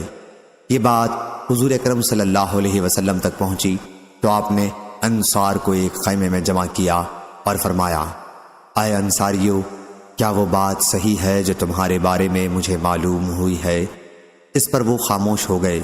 پھر حضور صلی اللہ علیہ وسلم نے فرمایا، اے انصاریو، کیا تم اس پر خوش نہیں ہو کہ لوگ دنیا اپنے ساتھ لے جائیں گے اور تم رسول اللہ صلی اللہ علیہ وسلم کو اپنے گھر لے جاؤ گے؟ انصاریوں نے عرض کیا، ہم اسی پر خوش ہیں۔ اس کے بعد حضور صلی اللہ علیہ وسلم نے فرمایا کہ اگر لوگ کسی وادی میں چلیں اور انصار کسی گھاٹی میں چلیں تو میں انصار ہی کی گھاٹی میں چلنا پسند کروں گا۔ اس پر ہشام نے پوچھا، اے ابو حمزہ، کیا آپ وہاں موجود تھے؟ انہوں نے کہا کہ میں حضور صلی اللہ علیہ وسلم سے غائب ہی کب ہوتا تھا۔ صحیح بخاری حدیث نمبر 4337۔ عبداللہ بن عمر رضی اللہ عنہ نے بیان کیا کہ نبی کریم صلی اللہ علیہ وسلم نے نجد کی طرف ایک لشکر روانہ کیا تھا، میں بھی اس میں شریک تھا۔ اس میں ہمارا حصہ مال غنیمت میں 12 اونٹ پڑے اور ایک ایک اونٹ ہمیں اور فالتو دیا گیا۔ اس طرح ہم 13 اونٹ ساتھ لے کر واپس آئے۔ صحیح بخاری حدیث نمبر 4338۔ معمر نے خبر دی۔ دوسری سند نعیم بن حماد نے بیان کیا، کہا ہم کو عبداللہ بن مبارک نے خبر دی، انہیں معمر نے، انہیں زہری نے، انہیں سالم نے اور ان سے ان کے والد عبداللہ بن عمر رضی اللہ عنہ نے بیان کیا کہ نبی کریم صلی اللہ علیہ وسلم نے خالد بن ولید رضی اللہ عنہ کو بنی جزیمہ کی طرف بھیجا۔ خالد بن ولید نے انہیں اسلام کی دعوت دی، لیکن انہیں اسلمنا، ہم اسلام لائے کہنا نہیں آتا تھا۔ اس کے بجائے وہ سبانا ہم بے دین ہو گئے، یعنی اپنے آبائے دین سے ہٹ گئے کہنے لگے۔ خالد رضی اللہ عنہ نے انہیں قتل کرنا اور قید کرنا شروع کر دیا، اور پھر ہم میں سے ہر شخص کو اس کا قیدی حفاظت کے لیے دے دیا۔ پھر جب ایک دن خالد رضی اللہ عنہ نے ہم سب کو حکم دیا کہ ہم اپنے قیدیوں کو قتل کر دیں، میں نے کہا، اللہ کی قسم میں اپنے قیدی کو قتل نہیں کروں گا اور نہ میرے ساتھیوں میں کوئی اپنے قیدی کو قتل کرے گا۔ آخر جب ہم رسول اللہ صلی اللہ علیہ وسلم کی خدمت میں حاضر ہوئے اور آپ سے صورتحال کا بیان کیا تو آپ نے ہاتھ اٹھا کر دعا کی، اے اللہ، میں اس فعل سے بیزاری کا اعلان کرتا ہوں جو خالد نے کیا۔ 2 مرتبہ آپ نے یہی فرمایا۔ صحیح بخاری حدیث نمبر 4339۔ حضرت علی رضی اللہ عنہ نے بیان کیا کہ نبی کریم صلی اللہ علیہ وسلم نے ایک مختصر لشکر روانہ کیا اور اس کا امیر ایک انصاری صحابی عبداللہ بن حذافہ سہمی رضی اللہ عنہ کو بنایا اور لشکریوں کو حکم دیا کہ سب اپنے امیر کی اطاعت کریں۔ پھر امیر کسی وجہ سے غصہ ہو گئے اور اپنے فوجیوں سے پوچھا کہ کیا تمہیں رسول اللہ صلی اللہ علیہ وسلم نے میری اطاعت کرنے کا حکم نہیں فرمایا ہے؟ سب نے کہا کہ ہاں فرمایا ہے۔ انہوں نے کہا پھر تم سب لکڑیاں جمع کرو۔ انہوں نے لکڑیاں جمع کی تو امیر نے حکم دیا کہ اس میں آگ لگاؤ، اور انہوں نے آگ لگا دی۔ اب انہوں نے حکم دیا کہ سب اس میں کود جاؤ۔ فوجی کود جانا ہی چاہتے تھے کہ انہی میں سے بعض نے بعض کو روکا اور کہا کہ ہم تو اس آگ ہی کے خوف سے رسول اللہ صلی اللہ علیہ وسلم کی طرف آئے ہیں۔ ان باتوں میں وقت گزر گیا اور آگ بھی بجھ گئی۔ اس کے بعد امیر کا غصہ بھی ٹھنڈا ہو گیا۔ جب اس کی خبر رسول اللہ صلی اللہ علیہ وسلم کو پہنچی تو آپ نے فرمایا کہ اگر یہ لوگ اس میں کود جاتے تو پھر قیامت تک اس میں سے نہ نکلتے۔ اطاعت کا حکم صرف نیک کاموں کے لیے ہے۔ صحیح بخاری حدیث نمبر 4340۔ ابو بردہ رضی اللہ عنہ نے بیان کیا کہ رسول اللہ صلی اللہ علیہ وسلم نے ابو موسیٰ اشعری اور معاذ بن جبل رضی اللہ عنہ کو یمن کا حاکم بنا کر بھیجا۔ راوی نے بیان کیا کہ دونوں صحابیوں کو اس کے ایک ایک صوبے میں بھیجا۔ راوی نے بیان کیا کہ یمن کے 2 صوبے تھے۔ پھر حضرت صلی اللہ علیہ وسلم نے ان سے فرمایا، دیکھو لوگوں کے لیے آسانیاں پیدا کرنا، دشواریاں نہ پیدا کرنا، انہیں خوش کرنے کی کوشش کرنا، دین سے نفرت نہ دلانا۔ یہ دونوں بزرگ اپنے اپنے کاموں پر روانہ ہو گئے۔ دونوں میں سے جب کوئی اپنے علاقے کا دورہ کرتے کرتے اپنے ساتھی کے قریب پہنچ جاتا تو ان سے تازی ملاقات کے لیے آتا اور سلام کرتا۔ ایک مرتبہ حضرت معاذ اپنے علاقے میں اپنے صاحب ابو موسیٰ کے قریب پہنچ گئے اور اپنے خچر پر ان سے ملاقات کے لیے چلے۔ جب ان کے قریب پہنچے تو دیکھا کہ وہ بیٹھے ہوئے ہیں اور ان کے پاس کچھ لوگ جمع ہیں اور ایک شخص ان کے سامنے ہے جس کی مشقیں کسی ہوئی ہیں۔ معاذ رضی اللہ عنہ نے ان سے پوچھا، اے عبداللہ بن قیس، یہ کیا واقعہ ہے؟ ابو موسیٰ رضی اللہ عنہ نے بتلایا کہ یہ شخص اسلام لانے کے بعد مرتد ہو گیا ہے۔ انہوں نے کہا کہ پھر جب تک اسے قتل نہ کر دیا جائے میں اپنی سواری سے نہیں اتروں گا۔ ابو موسیٰ رضی اللہ عنہ نے کہا کہ قتل کرنے ہی کے لیے اسے یہاں لایا گیا ہے، آپ اتر جائیں۔ لیکن انہوں نے اب بھی یہی کہا کہ جب تک اسے قتل نہ کیا جائے گا میں نہ اتروں گا۔ آخر ابو موسیٰ رضی اللہ عنہ نے حکم دیا اور اسے قتل کر دیا گیا۔ تب وہ اپنی سواری سے اترے اور پوچھا، عبداللہ آپ قرآن کس طرح پڑھتے ہیں؟ انہوں نے کہا میں تو تھوڑا تھوڑا ہر وقت پڑھتا رہتا ہوں۔ پھر انہوں نے معاذ رضی اللہ عنہ سے پوچھا کہ معاذ آپ قرآن مجید کس طرح پڑھتے ہیں؟ معاذ رضی اللہ عنہ نے کہا کہ میں تو رات کے شروع میں سوتا ہوں، پھر اپنی نیند کا ایک حصہ پورا کر کے میں اٹھ بیٹھتا ہوں، اور جو کچھ اللہ تعالیٰ نے میرے لیے مقدر کر رکھا ہے اس میں قرآن مجید پڑھتا ہوں۔ اس طرح بیداری میں جس ثواب کی امید اللہ تعالیٰ سے رکھتا ہوں، سونے کی حالت کے ثواب کا بھی اس سے اسی طرح امیدوار رہتا ہوں۔ صحیح بخاری حدیث نمبر 4341 4342۔ اسحاق نے بیان کیا، کہا ہم سے خالد نے، ان سے شیبانی نے، ان سے سعید بن ابی بردہ نے، ان سے ان کے والد نے، اور ان سے ابو موسیٰ اشعری رضی اللہ عنہ نے کہ نبی کریم صلی اللہ علیہ وسلم نے انہیں یمن بھیجا۔ ابو موسیٰ رضی اللہ عنہ نے حضرت صلی اللہ علیہ وسلم سے ان شربتوں کا مسئلہ پوچھا جو یمن میں بنائے جاتے تھے۔ حضرت صلی اللہ علیہ وسلم نے دریافت فرمایا کہ وہ کیا ہیں؟ ابو موسیٰ رضی اللہ عنہ نے بتایا کہ المطبع اور المزر۔ سعید بن ابی بردہ نے کہا کہ میں نے ابو بردہ اپنے والد سے پوچھا المطبع کیا چیز ہے؟ انہوں نے بتایا کہ شہد سے تیار کی ہوئی شراب، اور المزر جو سے تیار کی ہوئی شراب۔ جواب میں حضرت صلی اللہ علیہ وسلم نے فرمایا کہ ہر نشہ آور پینا حرام ہے۔ اس کی روایت جریر اور عبد الواحد نے شیبانی سے کی ہے اور انہوں نے ابو بردہ سے کی ہے۔ صحیح بخاری حدیث نمبر 4343۔ شعبہ نے بیان کیا، کہا ہم سے سعید بن ابی بردہ نے اور ان سے ان کے والد نے بیان کیا کہ نبی کریم صلی اللہ علیہ وسلم نے ان کے دادا حضرت ابو موسیٰ رضی اللہ عنہ اور معاذ بن جبل رضی اللہ عنہ کو یمن کا حکم بنا کر بھیجا اور فرمایا کہ لوگوں کے لیے آسانی پیدا کرنا، ان کو دشواریوں میں نہ ڈالنا، لوگوں کو خوشخبریاں دینا، دین سے نفرت نہ دلانا، اور تم دونوں آپس میں موافقت رکھنا۔ اس پر ابو موسیٰ اشعری رضی اللہ عنہ نے عرض کیا، اے اللہ کے نبی، ہمارے ملک میں جو سے ایک شراب تیار ہوتی ہے جس کا نام المزر ہے، اور شہد سے ایک شراب تیار ہوتی ہے جو البطاح کہلاتی ہے۔ آپ صلی اللہ علیہ وسلم نے فرمایا کہ ہر نشہ لانے والی چیز حرام ہے۔ پھر دونوں بزرگ روانہ ہوئے۔ معاذ رضی اللہ عنہ نے ابو موسیٰ رضی اللہ عنہ سے پوچھا، آپ قرآن کس طرح پڑھتے ہیں؟ انہوں نے بتایا کہ کھڑے ہو کر بھی، بیٹھ کر بھی، اور اپنی سواری پر بھی، اور میں تھوڑے تھوڑے عرصے بعد پڑھتا ہی رہتا ہوں۔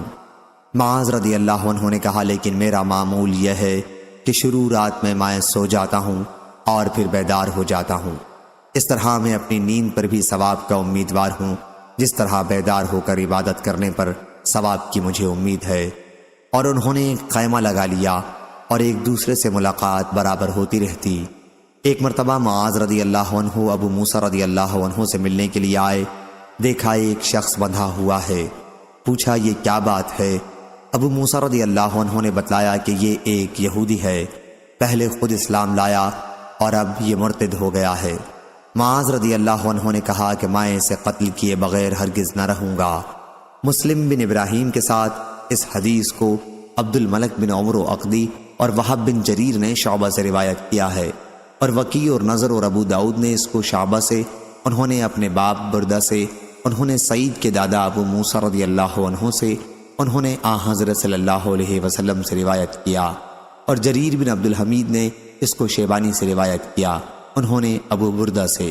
صحیح بخاری حدیث نمبر 4344 4345۔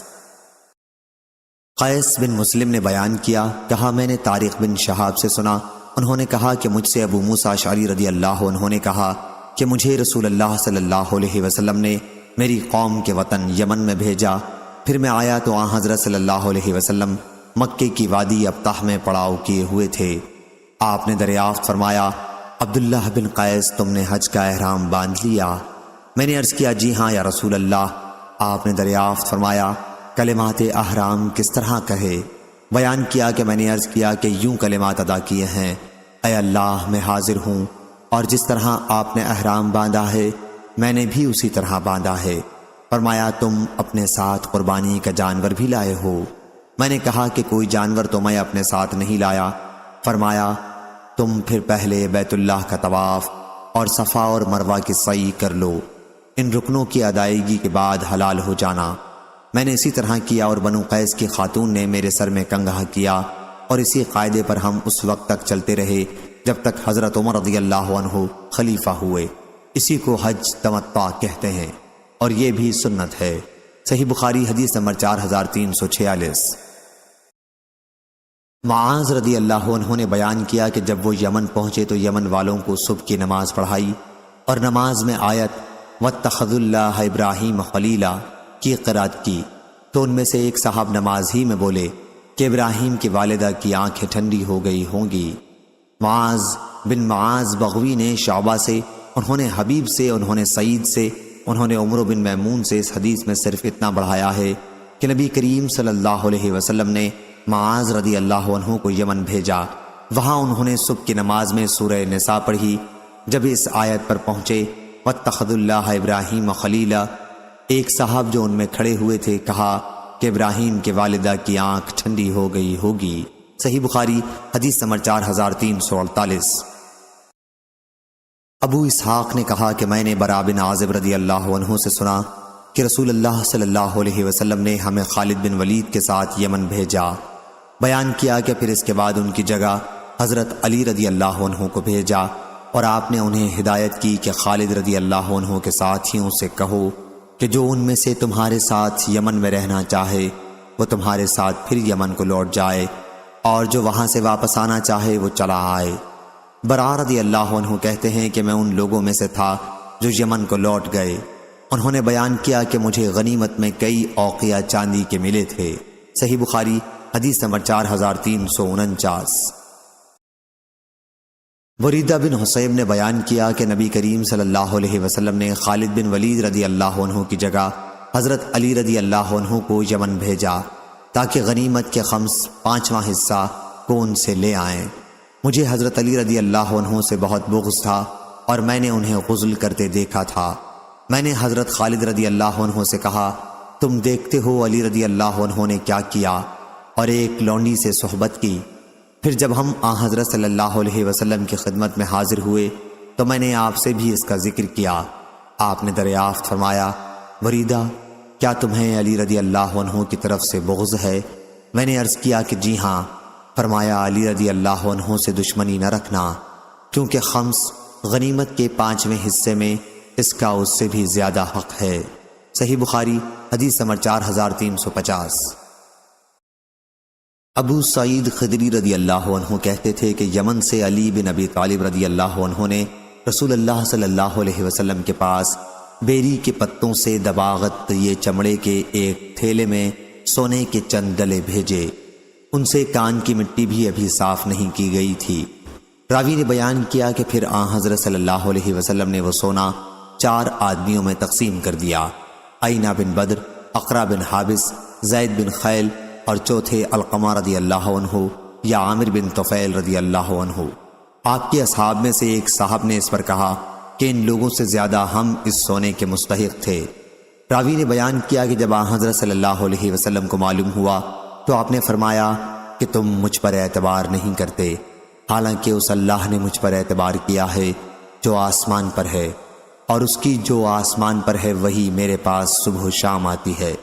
راوی نے بیان کیا کہ پھر ایک شخص جس کی آنکھیں دھسی ہوئی تھیں، دونوں رخسار پھولے ہوئے تھے، پیشانی بھی ابری ہوئی تھی، گھنی داڑھی اور سر مڑا ہوا، تہبند اٹھائے ہوئے تھا، کھڑا ہوا اور کہنے لگا یا رسول اللہ، اللہ سے ڈریے۔ آپ صلی اللہ علیہ وسلم نے فرمایا افسوس تجھ پر، کیا میں اس روئے زمین پر اللہ سے ڈرنے کا سب سے زیادہ مستحق نہیں ہوں؟ راوی نے بیان کیا پھر وہ شخص چلا گیا۔ خالد بن ولید رضی اللہ عنہ نے عرض کیا یا رسول اللہ، میں کیوں نہ اس شخص کی گردن مار دوں؟ آپ صلی اللہ علیہ وسلم نے فرمایا نہیں، شاید وہ نماز پڑھتا ہو۔ اس پر خالد رضی اللہ عنہ نے عرض کیا کہ بہت سے نماز پڑھنے والے ایسے ہیں جو زبان سے اسلام کا دعویٰ کرتے ہیں اور ان کے دل میں وہ نہیں ہوتا۔ آپ صلی اللہ علیہ وسلم نے فرمایا، اس کا حکم نہیں ہوا ہے کہ لوگوں کے دلوں کی کھوج لگاؤں، اور نہ اس کا حکم ہوا ہے کہ ان کے پیٹ چاک کروں۔ راوی نے کہا، پھر آن حضرت صلی اللہ علیہ وسلم نے اس منافق کی طرف دیکھا تو وہ پیٹھ پھیر کر جا رہا تھا۔ آپ نے فرمایا کہ اس کی نسل سے ایک ایسی قوم نکلے گی جو کتاب اللہ کی تلاوت بڑی خوش الحانی کے ساتھ کرے گی، لیکن وہ ان کے حلق سے نیچے نہیں اترے گا۔ دین سے وہ لوگ اس طرح نکل چکے ہوں گے جیسے تیر جانور کے پار نکل جاتا ہے۔ اور میرا خیال ہے کہ آپ صلی اللہ علیہ وسلم نے یہ بھی فرمایا، اگر میں ان کے دور میں ہوا تو سمود کی قوم کی طرح ان کو بالکل قتل کر ڈالوں گا۔ صحیح بخاری حدیث نمبر 4351۔ جابر رضی اللہ عنہ نے بیان کیا کہ نبی کریم صلی اللہ علیہ وسلم نے حضرت علی رضی اللہ عنہ سے جب وہ یمن سے مکہ آئے فرمایا تھا کہ وہ اپنے احرام پر باقی رہیں۔ محمد بن بکر نے ابن جرید سے اتنا بڑھایا کہ ان سے عطا نے بیان کیا کہ حضرت جابر رضی اللہ عنہ نے کہا، حضرت علی رضی اللہ عنہ اپنی ولایت یمن سے آئے تو آپ صلی اللہ علیہ وسلم نے ان سے دریافت فرمایا، علی تم نے احرام کس طرح باندھا ہے؟ عرض کیا کہ جس طرح احرام آپ نے باندھا ہو۔ فرمایا، پھر قربانی کا جانور بھیج دو اور جس طرح احرام باندھا ہے اسی کے مطابق عمل کرو۔ بیان کیا حضرت علی رضی اللہ عنہ آن حضرت صلی اللہ علیہ وسلم کے لیے قربانی کے جانور لائے تھے۔ صحیح بخاری حدیث نمبر 4352۔ بکر بن عبداللہ نے بیان کیا، انہوں نے عبداللہ بن عمر رضی اللہ عنہ سے ذکر کیا تھا کہ انس رضی اللہ عنہ نے ان سے بیان کیا کہ نبی کریم صلی اللہ علیہ وسلم نے عمرہ اور حج دونوں کا احرام باندھا تھا، اور ہم نے بھی آپ کے ساتھ حج ہی کا احرام باندھا تھا۔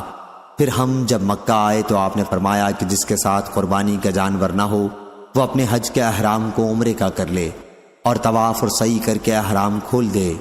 اور نبی کریم صلی اللہ علیہ وسلم کے ساتھ قربانی کا جانور تھا۔ پھر علی بن ابی طالب رضی اللہ عنہ یمن سے لوٹ کر حج کا احرام باندھ کر آئے۔ آپ نے ان سے دریافت فرمایا کہ کس طرح احرام باندھا ہے؟ ہمارے ساتھ تمہاری زوجہ فاطمہ رضی اللہ عنہا بھی ہیں۔ انہوں نے عرض کیا کہ میں نے اس طرح کا احرام باندھا ہے جس طرح آپ نے باندھا ہو۔ آپ صلی اللہ علیہ وسلم نے فرمایا کہ پھر اپنے احرام پر قائم رہو، کیونکہ ہمارے ساتھ قربانی کا جانور ہے۔ صحیح بخاری حدیث نمبر 4353 4354۔ جریر بن عبداللہ بجلی رضی اللہ عنہ نے بیان کیا کہ جاہلیت میں ایک بت خانہ ذوالخلصہ نامی تھا، اسے کعبہ یمانیہ اور کعبہ شامیہ بھی کہا جاتا تھا۔ حضرت صلی اللہ علیہ وسلم نے مجھ سے فرمایا، ذوالخلصہ کی تکلیف سے مجھے کیوں نہیں نجات دلاتے؟ چنانچہ میں نے 150 سواروں کے ساتھ سفر کیا، پھر ہم نے اس کو مسمار کر دیا اور اس میں ہم نے جس کو بھی پایا قتل کر دیا۔ پھر میں آپ کی خدمت میں حاضر ہوا اور آپ کو اس کی خبر دی تو آپ نے ہمارے قبیلہ احمس کے لیے بہت دعا فرمائی۔ صحیح بخاری حدیث نمبر 4355۔ جریر بن عبداللہ بجلی رضی اللہ عنہ نے بیان کیا کہ جاہلیت میں ایک بت خانہ ذوالخلصہ نامی تھا، اسے کعبہ یمانیہ اور کعبہ شامیہ بھی کہا جاتا تھا۔ حضرت صلی اللہ علیہ وسلم نے مجھ سے فرمایا، ذوالخلصہ کی تکلیف سے مجھے کیوں نہیں نجات دلاتے؟ چنانچہ میں نے 150 سواروں کے ساتھ سفر کیا، پھر ہم نے اس کو مسمار کر دیا اور اس میں ہم نے جس کو بھی پایا قتل کر دیا۔ پھر میں آپ کی خدمت میں حاضر ہوا اور آپ کو اس کی خبر دی تو آپ نے ہمارے قبیلہ احمس کے لیے بہت دعا فرمائی۔ صحیح بخاری حدیث نمبر 4355۔ جریر بن عبداللہ بجلی رضی اللہ عنہ نے بیان کیا کہ رسول اللہ صلی اللہ علیہ وسلم نے مجھ سے فرمایا، تم مجھے ذوالخلصہ سے کیوں نہیں بے فکر کرتے؟ یہ قبیلہ خشم کا ایک بت خانہ تھا، اسے کعبہ یمانیہ بھی کہتے تھے۔ چنانچہ میں 150 قبیلہ احمس کے سواروں کو ساتھ لے کر روانہ ہوا۔ یہ سب اچھے سوار تھے، مگر میں گھوڑے کی سواری اچھی طرح نہیں کر پاتا تھا۔ حضرت صلی اللہ علیہ وسلم نے میرے سینے پر ہاتھ مارا، یہاں تک کہ میں نے آپ کی انگلیوں کا اثر اپنے سینے میں پایا۔ پھر آپ نے دعا کی کہ اے اللہ، اسے گھوڑے کا اچھا سوار بنا دے اور اسے راستہ بتلانے والا اور خود راستہ پایا ہوا بنا دے۔ پھر وہ اس بت خانے کی طرف روانہ ہوئے اور اسے ڈھا کر اس میں آگ لگا دی۔ پھر آن حضرت صلی اللہ علیہ وسلم کی خدمت میں اطلاع بھیجی۔ جریر کے ایلچی نے آ کر عرض کیا، اس ذات کی قسم جس نے آپ کو حق کے ساتھ مبعوث کیا، میں اس وقت تک آپ کی خدمت میں حاضر ہونے کے لیے نہیں چلا جب تک وہ خارش زدہ اونٹ کی طرح جل کر سیاہ نہیں ہو گیا۔ بیان کیا کہ پھر آن حضرت صلی اللہ علیہ وسلم نے قبیلہ احمس کے گھوڑوں اور لوگوں کے لیے 5 مرتبہ برکت کی دعا فرمائی۔ صحیح بخاری حدیث نمبر 4356۔ جریر بن عبداللہ بجلی رضی اللہ عنہ نے بیان کیا کہ مجھ سے رسول اللہ صلی اللہ علیہ وسلم نے فرمایا، ذوالخلصہ سے مجھے کیوں نہیں بے فکری دلاتے؟ میں نے عرض کیا، میں حکم کی تعمیل کروں گا۔ چنانچہ قبیلہ احمس کے 150 سواروں کو ساتھ لے کر میں روانہ ہوا۔ یہ سب اچھے سوار تھے، لیکن میں سواری اچھی طرح نہیں کر پاتا تھا۔ میں نے اس کے متعلق آن حضرت صلی اللہ علیہ وسلم سے ذکر کیا تو آپ نے اپنا ہاتھ میرے سینے پر مارا، جس کا اثر میں نے اپنے سینے میں دیکھا، اور آن حضرت صلی اللہ علیہ وسلم نے دعا فرمائی، اے اللہ اسے اچھا سوار بنا دے اور اسے ہدایت کرنے والا اور خود ہدایت پایا بنا دے۔ راوی نے بیان کیا کہ پھر اس کے بعد میں کبھی کسی گھوڑے سے نہیں گرا۔ راوی نے بیان کیا کہ ذوالخلصہ ایک بت خانہ تھا یمن میں قبیلہ خشم اور بجیلہ کا۔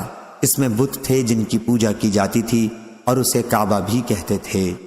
بیان کیا کہ پھر جریر وہاں پہنچے اور اسے آگ لگا دی اور منہدم کر دیا۔ بیان کیا کہ جب جریر رضی اللہ عنہ یمن پہنچے تو وہاں ایک شخص تھا جو تیروں سے فال نکالا کرتا تھا۔ اس سے کسی نے کہا کہ رسول اللہ صلی اللہ علیہ وسلم کے ایلچی یہاں آ گئے ہیں، اگر انہوں نے تمہیں پا لیا تو تمہاری گردن مار دیں گے۔ بیان کیا کہ ابھی وہ فال نکال ہی رہے تھے کہ حضرت جریر رضی اللہ عنہ وہاں پہنچ گئے۔ آپ نے اس سے فرمایا کہ ابھی یہ فال کے پتر توڑ کر کلمہ لا الہ الا اللہ پڑھ لے، ورنہ میں تیری گردن مار دوں گا۔ راوی نے بیان کیا کہ اس شخص نے تیر وغیرہ توڑ ڈالے اور کلمہ ایمان کی گواہی دی۔ اس کے بعد جریر نے قبیلہ احمس کے ایک صحابی ابو ارطاط رضی اللہ عنہ نامی کو آن حضرت صلی اللہ علیہ وسلم کی خدمت میں آپ کو خوشخبری سنانے کے لیے بھیجا۔ جب وہ خدمت نبوی میں حاضر ہوا تو عرض کیا، یا رسول اللہ، اس ذات کی قسم جس نے آپ کو حق کے ساتھ مبعوث کیا ہے، میں آپ کی خدمت میں حاضر ہونے کے لیے اس وقت تک نہیں چلا جب تک اس بت کدے کو خارش زدہ اونٹ کی طرح جلا کر سیاہ نہیں کر دیا۔ بیان کیا کہ پھر آن حضرت صلی اللہ علیہ وسلم نے قبیلہ احمس کے گھوڑوں اور سواروں کے لیے 5 مرتبہ برکت کی دعا فرمائی۔ صحیح بخاری حدیث نمبر 4357۔ خالد بن عبداللہ نے خبر دی، انہیں خالد حذا نے، انہیں ابو عثمان نہدی رضی اللہ عنہ نے، کہ رسول اللہ صلی اللہ علیہ وسلم نے عمرو بن عاص رضی اللہ عنہ کو غزوہ ذات السلاسل کے لیے امیر لشکر بنا کر بھیجا۔ عمرو بن عاص رضی اللہ عنہ نے بیان کیا کہ غزوے سے واپس آ کر میں حضور اکرم صلی اللہ علیہ وسلم کی خدمت میں حاضر ہوا اور آپ سے پوچھا کہ آپ کو سب سے زیادہ عزیز کون شخص ہے؟ فرمایا کہ عائشہ رضی اللہ عنہا۔ میں نے پوچھا اور مردوں میں؟ فرمایا کہ اس کے والد۔ میں نے پوچھا اس کے بعد کون؟ فرمایا کہ عمر رضی اللہ عنہ۔ اس طرح آپ نے کئی آدمیوں کے نام لیے، بس میں خاموش ہو گیا کہ کہیں آپ مجھے سب سے بعد میں نہ کر دیں۔ صحیح بخاری حدیث نمبر 4358۔ جریر بن عبداللہ بجلی رضی اللہ عنہ نے بیان کیا کہ یمن سے واپسی پر مدینہ آنے کے لیے میں دریا کے راستے سے سفر کر رہا تھا۔ اس وقت یمن کے 2 آدمیوں ذو کلا اور ذو عمرو سے میری ملاقات ہوئی۔ میں ان سے حضور اکرم صلی اللہ علیہ وسلم کی باتیں کرنے لگا۔ اس پر ذو عمرو نے کہا، اگر تمہارے صاحب یعنی حضور اکرم صلی اللہ علیہ وسلم وہی ہیں جن کا ذکر تم کر رہے ہو تو ان کی وفات کو بھی 3 دن گزر چکے۔ یہ دونوں میرے ساتھ ہی مدینے کی طرف چل رہے تھے۔ راستے میں ہمیں مدینے کی طرف سے آتے ہوئے کچھ سوار دکھائی دیے۔ ہم نے ان سے پوچھا تو انہوں نے اس کی تصدیق کی کہ آن حضرت صلی اللہ علیہ وسلم وفات پا گئے ہیں۔ آپ کے خلیفہ ابو بکر رضی اللہ عنہ منتخب ہوئے ہیں اور لوگ اب بھی سب خیریت سے ہیں۔ ان دونوں نے مجھ سے کہا کہ اپنے صاحب ابو بکر رضی اللہ عنہ سے کہنا کہ ہم آئے تھے اور انشاءاللہ پھر مدینہ آئیں گے۔ یہ کہہ کر دونوں یمن کی طرف واپس چلے گئے۔ پھر میں نے ابو بکر رضی اللہ عنہ کو ان کی باتوں کی اطلاع دی تو آپ نے فرمایا کہ پھر انہیں اپنے ساتھ لائے کیوں نہیں؟ بہت دنوں بعد خلافت عمری میں ذو عمرو نے ایک مرتبہ مجھ سے کہا کہ جریر تمہارا مجھ پر احسان ہے، اور تمہیں میں ایک بات بتاؤں گا کہ تم اہل عرب اس وقت تک خیر و بھلائی کے ساتھ رہو گے جب تک تمہارا طرز عمل یہ ہوگا کہ جب تمہارا کوئی امیر وفات پا جائے گا تو تم اپنا کوئی دوسرا امیر منتخب کر لیا کرو گے، لیکن جب امارت کے لیے تلوار تک بات پہنچ جائے تو تمہارے امیر بادشاہ بن جائیں گے، بادشاہوں کی طرح غصہ ہوا کریں گے اور انہی کی طرح خوش ہوا کریں گے۔ صحیح بخاری حدیث نمبر 4359۔ جابر بن عبداللہ انصاری رضی اللہ عنہ نے بیان کیا کہ رسول اللہ صلی اللہ علیہ وسلم نے ساحل سمندر کی طرف ایک لشکر بھیجا اور اس کا امیر ابو عبیدہ بن جراح رضی اللہ عنہ کو بنایا۔ اس میں 300 آدمی شریک تھے۔ خیر، ہم مدینہ سے روانہ ہوئے اور ابھی راستے ہی میں تھے کہ راشن ختم ہو گیا۔ جو کچھ بچ رہا تھا وہ ابو عبیدہ رضی اللہ عنہ کے حکم سے جمع کیا گیا تو 2 تھیلے کھجوروں کے جمع ہو گئے۔ اب ابو عبیدہ رضی اللہ عنہ ہمیں روزانہ تھوڑا تھوڑا اسی میں سے کھانے کو دیتے رہے۔ آخر جب یہ بھی ختم کے قریب پر پہنچ گیا تو ہمارے حصے میں صرف ایک کھجور آتی تھی۔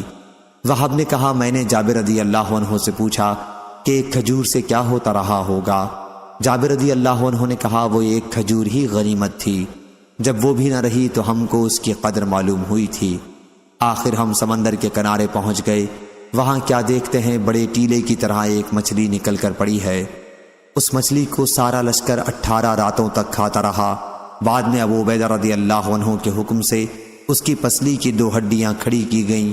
وہ اتنی اونچی تھیں کہ اونٹ پر کجاوا کسا گیا، وہ ان کے نیچے سے نکل گیا اور ہڈیوں کو بالکل نہیں لگا۔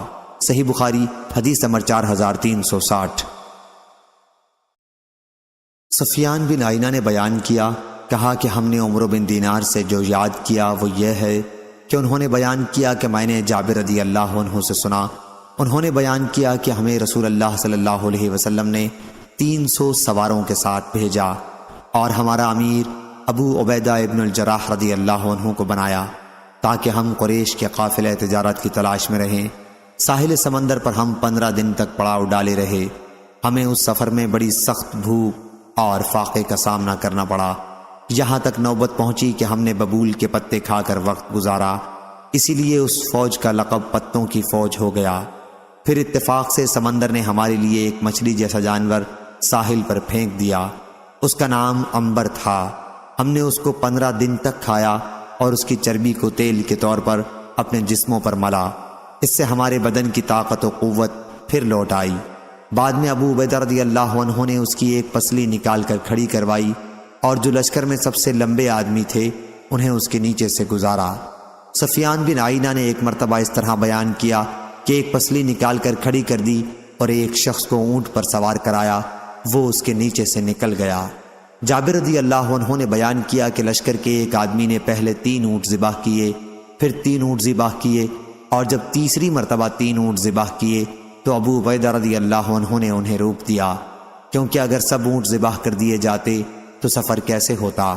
اور عمرو بن دینار نے بیان کیا کہ ہم کو ابو صالح ذکوان نے خبر دی کہ قیس بن سعد رضی اللہ عنہ نے واپس آ کر اپنے والد سعد بن عبادہ رضی اللہ عنہ سے کہا کہ میں بھی لشکر میں تھا، جب لوگوں کو بھوک لگی تو ابو عبیدہ رضی اللہ عنہ نے کہا کہ اونٹ ذبح کرو۔ قیس بن سعد رضی اللہ عنہ نے بیان کیا کہ میں نے ذبح کر دیا۔ کہا کہ پھر بھوکے ہوئے تو انہوں نے کہا کہ اونٹ ذبح کرو، میں نے ذبح کیا۔ بیان کیا کہ جب پھر بھوکے ہوئے تو کہا کہ اونٹ ذبح کرو، میں نے ذبح کیا۔ پھر بھوکے ہوئے تو کہا کہ اونٹ ذبح کرو۔ پھر قیس رضی اللہ عنہ نے بیان کیا کہ اس مرتبہ مجھے امیر لشکر کی طرف سے منع کر دیا گیا۔ صحیح بخاری حدیث نمبر 4361۔ عمرو بن دینار نے خبر دی اور انہوں نے جابر بن عبداللہ انصاری رضی اللہ عنہ سے سنا، انہوں نے بیان کیا کہ ہم پتوں کی فوج میں شریک تھے، ابو عبیدہ رضی اللہ عنہ ہمارے امیر تھے۔ پھر ہمیں شدت سے بھوک لگی، آخر سمندر نے ایک ایسی مردہ مچھلی باہر پھینکی کہ ہم نے ویسی مچھلی پہلے نہیں دیکھی تھی، اسے عنبر کہتے تھے۔ وہ مچھلی ہم نے 15 دن تک کھائی۔ پھر ابو عبیدہ رضی اللہ عنہ نے اس کی ہڈی کھڑی کروا دی تو اونٹ کا سوار اس کے نیچے سے گزر گیا۔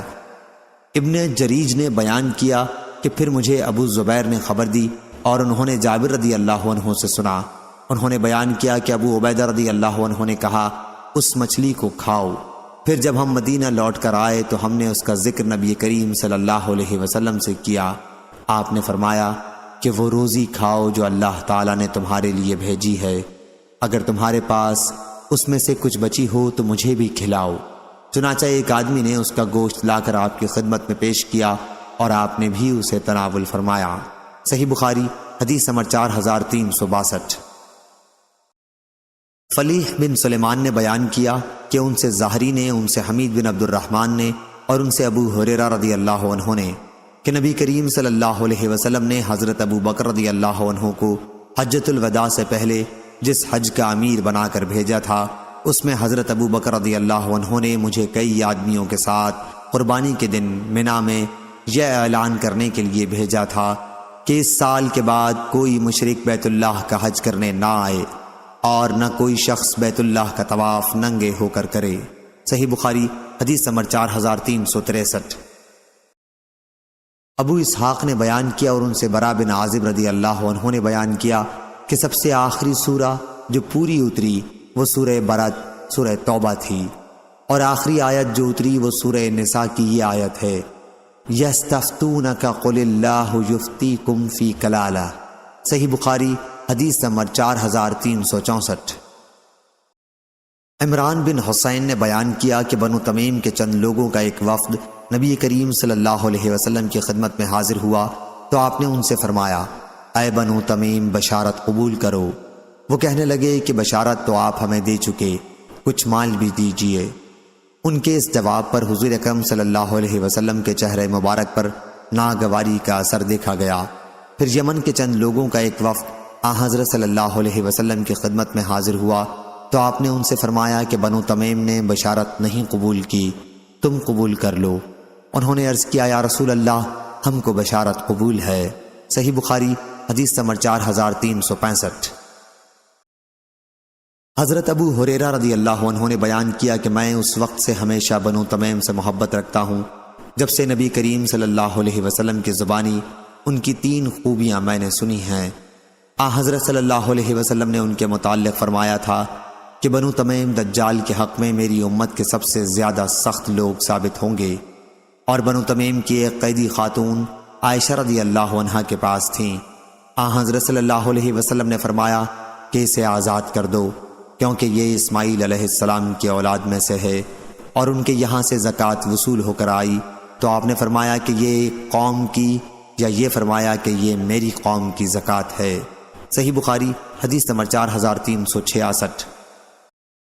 ابن جریج نے خبر دی، انہیں ابن ابی ملیکہ نے اور انہیں عبداللہ بن زبیر رضی اللہ عنہ نے خبر دی کہ بنو تمیم کے چند سوار نبی کریم صلی اللہ علیہ وسلم کی خدمت میں حاضر ہوئے اور عرض کی کہ آپ ہمارا کوئی امیر منتخب کر دیجئے۔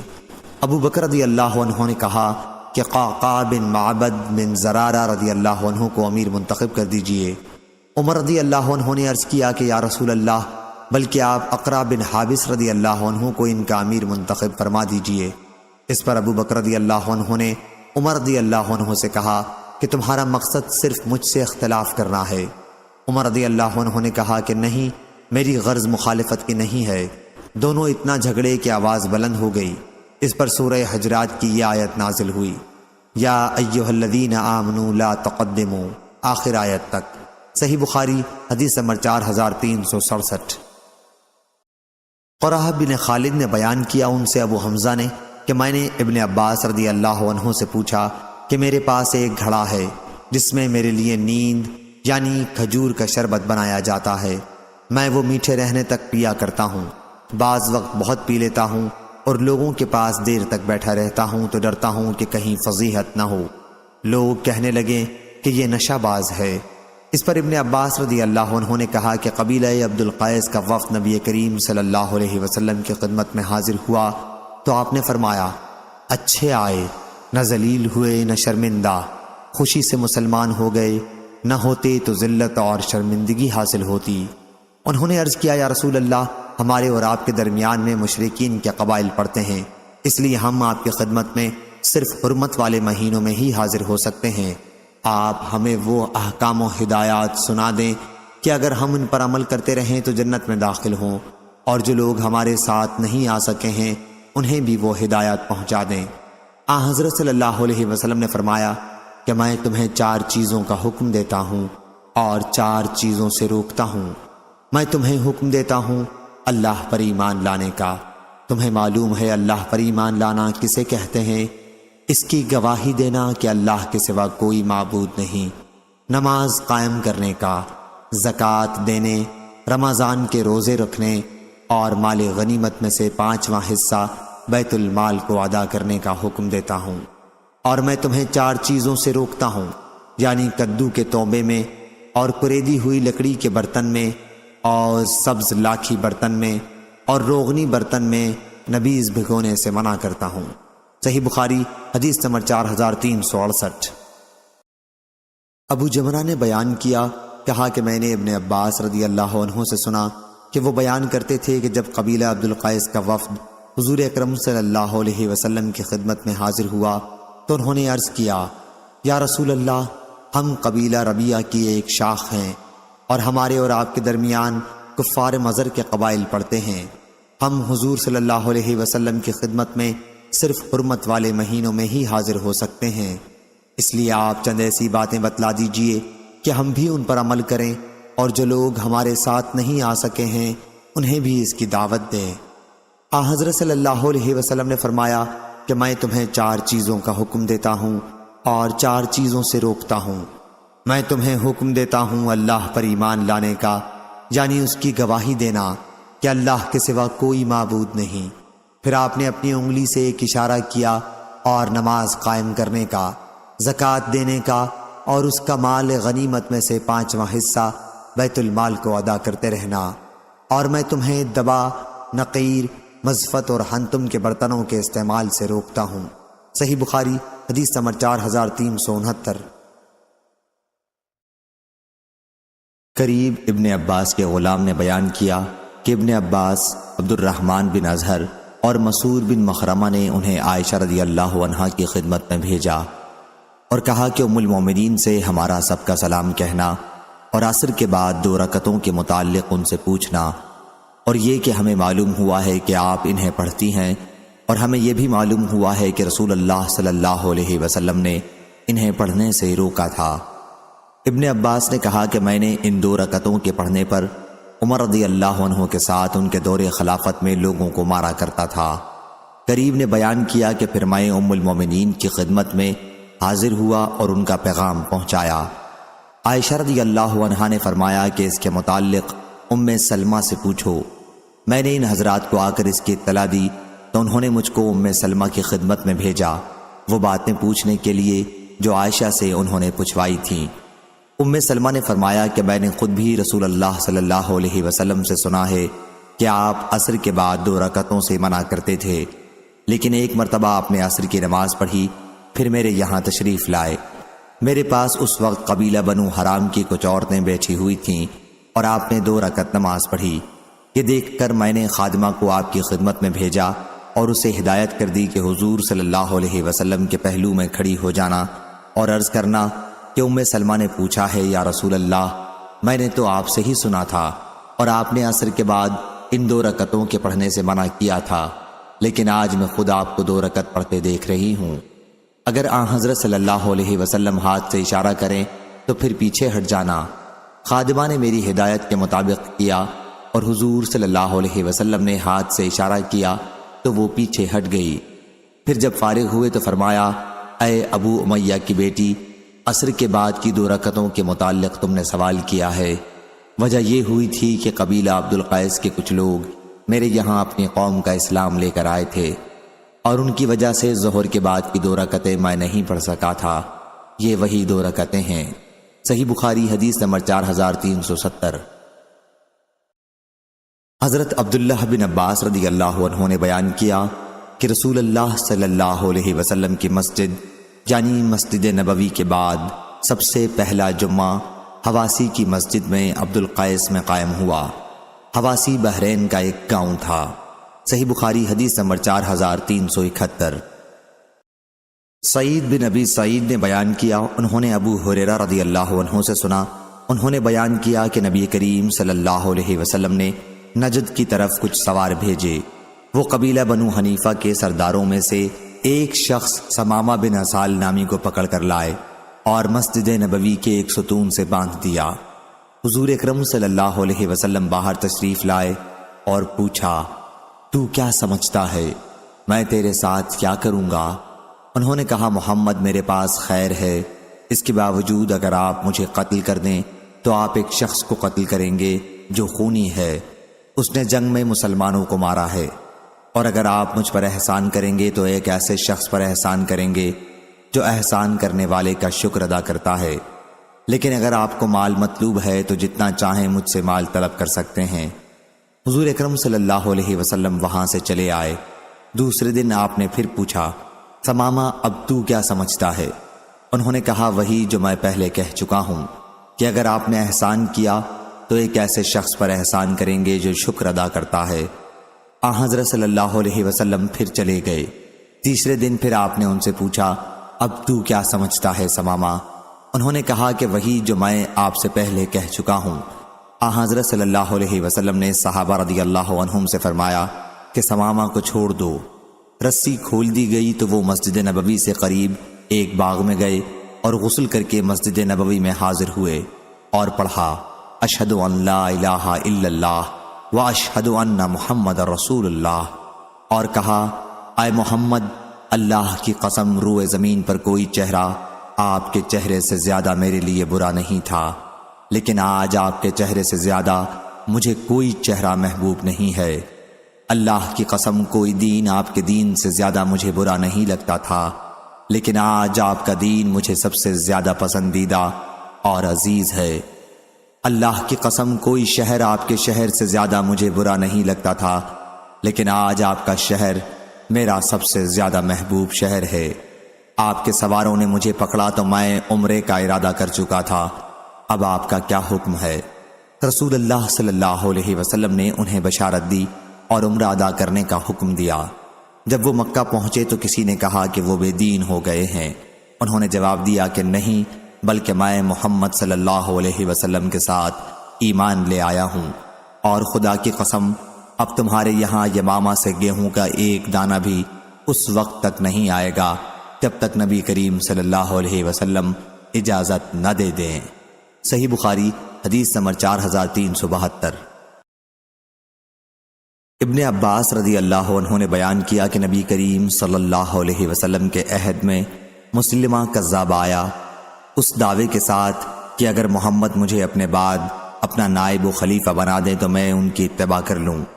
اس کے ساتھ اس کی قوم بنو حنیفہ کا ایک بہت بڑا لشکر تھا۔ حضور صلی اللہ علیہ وسلم اس کی طرف تبلیغ کے لیے تشریف لے گئے۔ آپ کے ساتھ ثابت بن قیس بن شماس رضی اللہ عنہ بھی تھے۔ آپ کے ہاتھ میں کھجور کی ایک ٹہنی تھی۔ جہاں مسلمہ اپنی فوج کے ساتھ پڑاؤ کیے ہوئے تھا، آپ وہیں جا کر ٹھہر گئے، اور آپ نے اس سے فرمایا، اگر تو مجھ سے یہ ٹہنی مانگے گا تو میں تجھے یہ بھی نہیں دوں گا، اور تو اللہ کے اس فیصلے سے آگے نہیں بڑھ سکتا جو تیرے بارے میں پہلے ہی ہو چکا ہے۔ تو نے اگر میری اطاعت سے روگردانی کی تو اللہ تعالیٰ تجھے ہلاک کر دے گا۔ میرا تو خیال ہے کہ تو وہی ہے جو مجھے خواب میں دکھایا گیا تھا۔ اب تیری باتوں کا جواب میری طرف سے ثابت بن قیس رضی اللہ عنہ دیں گے۔ پھر آپ واپس تشریف لائے۔ صحیح بخاری حدیث نمبر 4373۔ ابن عباس رضی اللہ عنہ نے بیان کیا کہ پھر میں نے رسول اللہ صلی اللہ علیہ وسلم کے اس ارشاد کے متعلق پوچھا کہ میرا خیال تو یہ ہے کہ تو وہی ہے جو مجھے خواب میں دکھایا گیا تھا۔ تو ابو ہریرہ رضی اللہ عنہ نے مجھے بتایا کہ رسول اللہ صلی اللہ علیہ وسلم نے فرمایا، میں سویا ہوا تھا کہ میں نے اپنے ہاتھوں میں سونے کے 2 کنگن دیکھے، مجھے انہیں دیکھ کر بڑا دکھ ہوا۔ پھر خواب ہی میں مجھ پر وحی کی گئی کہ میں ان میں پھونک مار دوں، چنانچہ میں نے ان پر پھونکا تو وہ اڑ گئے۔ میں نے اس کی تعبیر 2 جھوٹوں سے لی جو میرے بعد نکلیں گے، ایک اسود انسی تھا اور دوسرا مسلمہ کذاب، جن ہر 2 کو خدا نے پھونک کی طرح ختم کر دیا۔ صحیح بخاری حدیث نمبر 4374۔ عبد الرزاق نے بیان کیا، ان سے معمر نے، ان سے حمام نے، اور انہوں نے ابو ہریرہ رضی اللہ عنہ سے سنا۔ انہوں نے بیان کیا کہ رسول اللہ صلی اللہ علیہ وسلم نے فرمایا، خواب میں میرے پاس زمین کے خزانے لائے گئے اور میرے ہاتھوں میں سونے کے 2 کنگن رکھ دیے گئے۔ یہ مجھ پر بڑا شاق گزرا۔ اس کے بعد مجھے وحی کی گئی کہ میں ان میں پھونک مار دوں۔ میں نے پھونکا تو وہ اڑ گئے۔ میں نے اس کی تعبیر 2 جھوٹوں سے لی جن کے درمیان میں ہوں، یعنی صاحب صنعا اسود عنسی اور صاحب یمامہ مسیلمہ کذاب۔ صحیح بخاری حدیث نمبر 4375۔ ابو رجاء الطاردی رضی اللہ عنہ نے بیان کیا کہ ہم پہلے پتھر کی پوجا کرتے تھے، اور اگر کوئی پتھر ہمیں اس سے اچھا مل جاتا تو اسے پھینک دیتے اور اس دوسرے کی پوجا شروع کر دیتے۔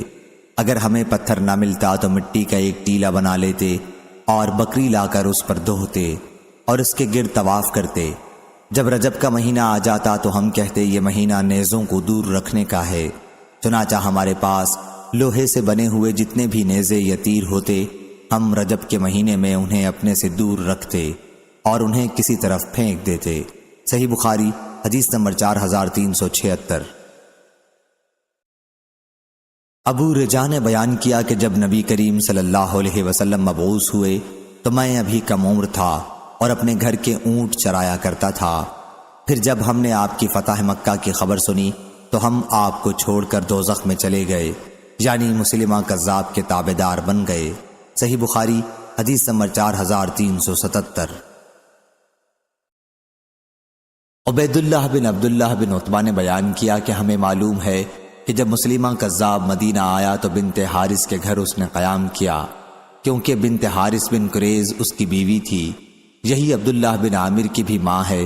پھر حضور صلی اللہ علیہ وسلم اس کے یہاں تشریف لائے تبلیغ کے لیے۔ آپ کے ساتھ ثابت بن قیس بن شماس رضی اللہ عنہ بھی تھے۔ ثابت وہی ہیں جو حضور صلی اللہ علیہ وسلم کے خطیب کے نام سے مشہور تھے۔ حضور اکرم صلی اللہ علیہ وسلم کے ہاتھ میں ایک چھڑی تھی۔ حضور صلی اللہ علیہ وسلم اس کے پاس آ کر ٹھہر گئے اور اس سے گفتگو کی، اسلام کی دعوت دی۔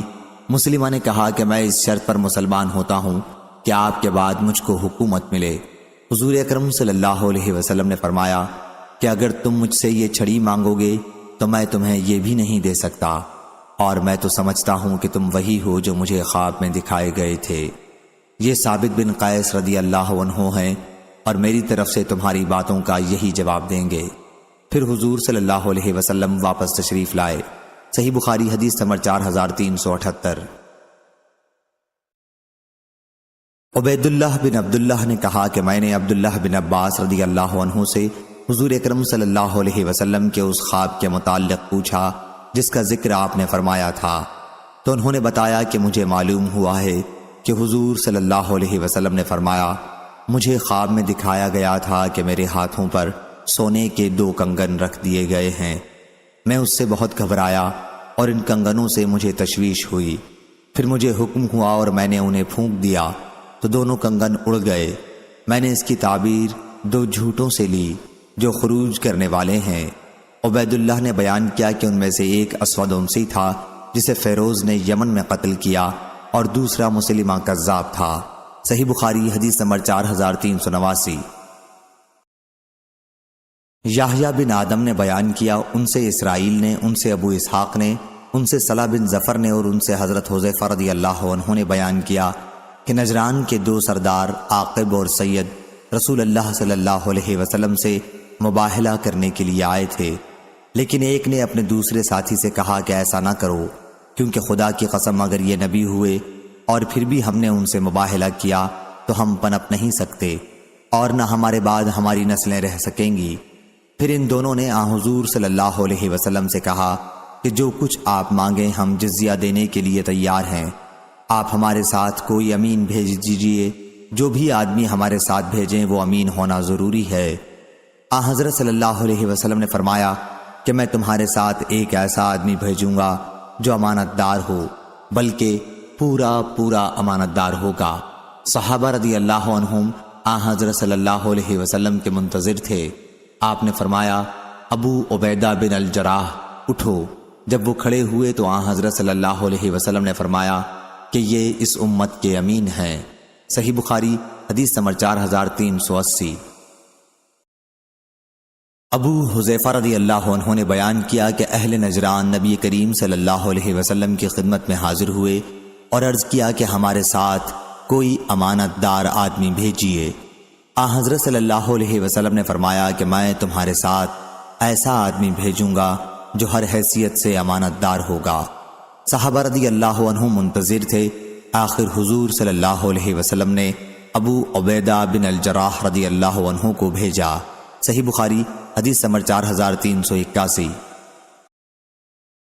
شعبہ نے بیان کیا، ان سے خالد نے، ان سے ابو قلابہ نے اور ان سے انس رضی اللہ عنہ نے کہ نبی کریم صلی اللہ علیہ وسلم نے فرمایا ہر امت میں امین امانت دار ہوتے ہیں اور اس امت کے امین ابو عبیدہ بن الجراح رضی اللہ عنہ ہیں۔ صحیح بخاری حدیث نمبر 4382۔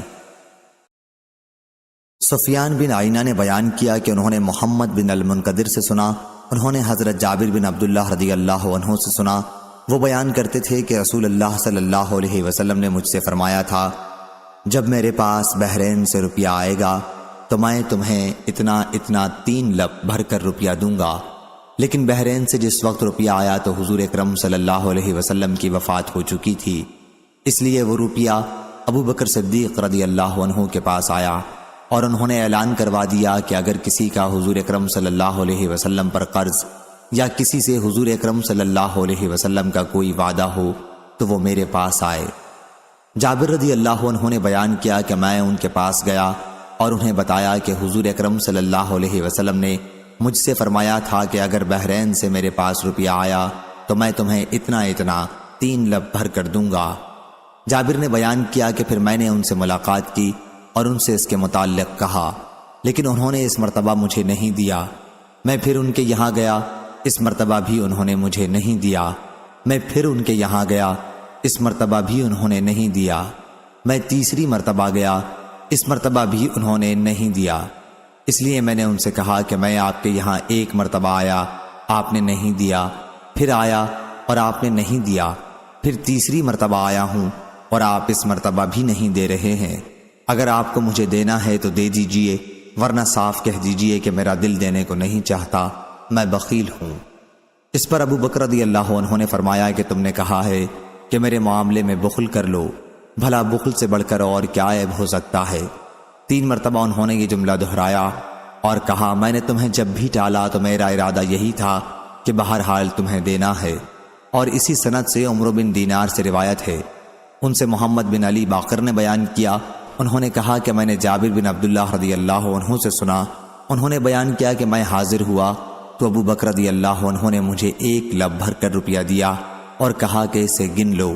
میں نے گنا تو 500 تھا، فرمایا کہ 2 مرتبہ اتنا ہی اور لے لو۔ صحیح بخاری حدیث نمبر 4383۔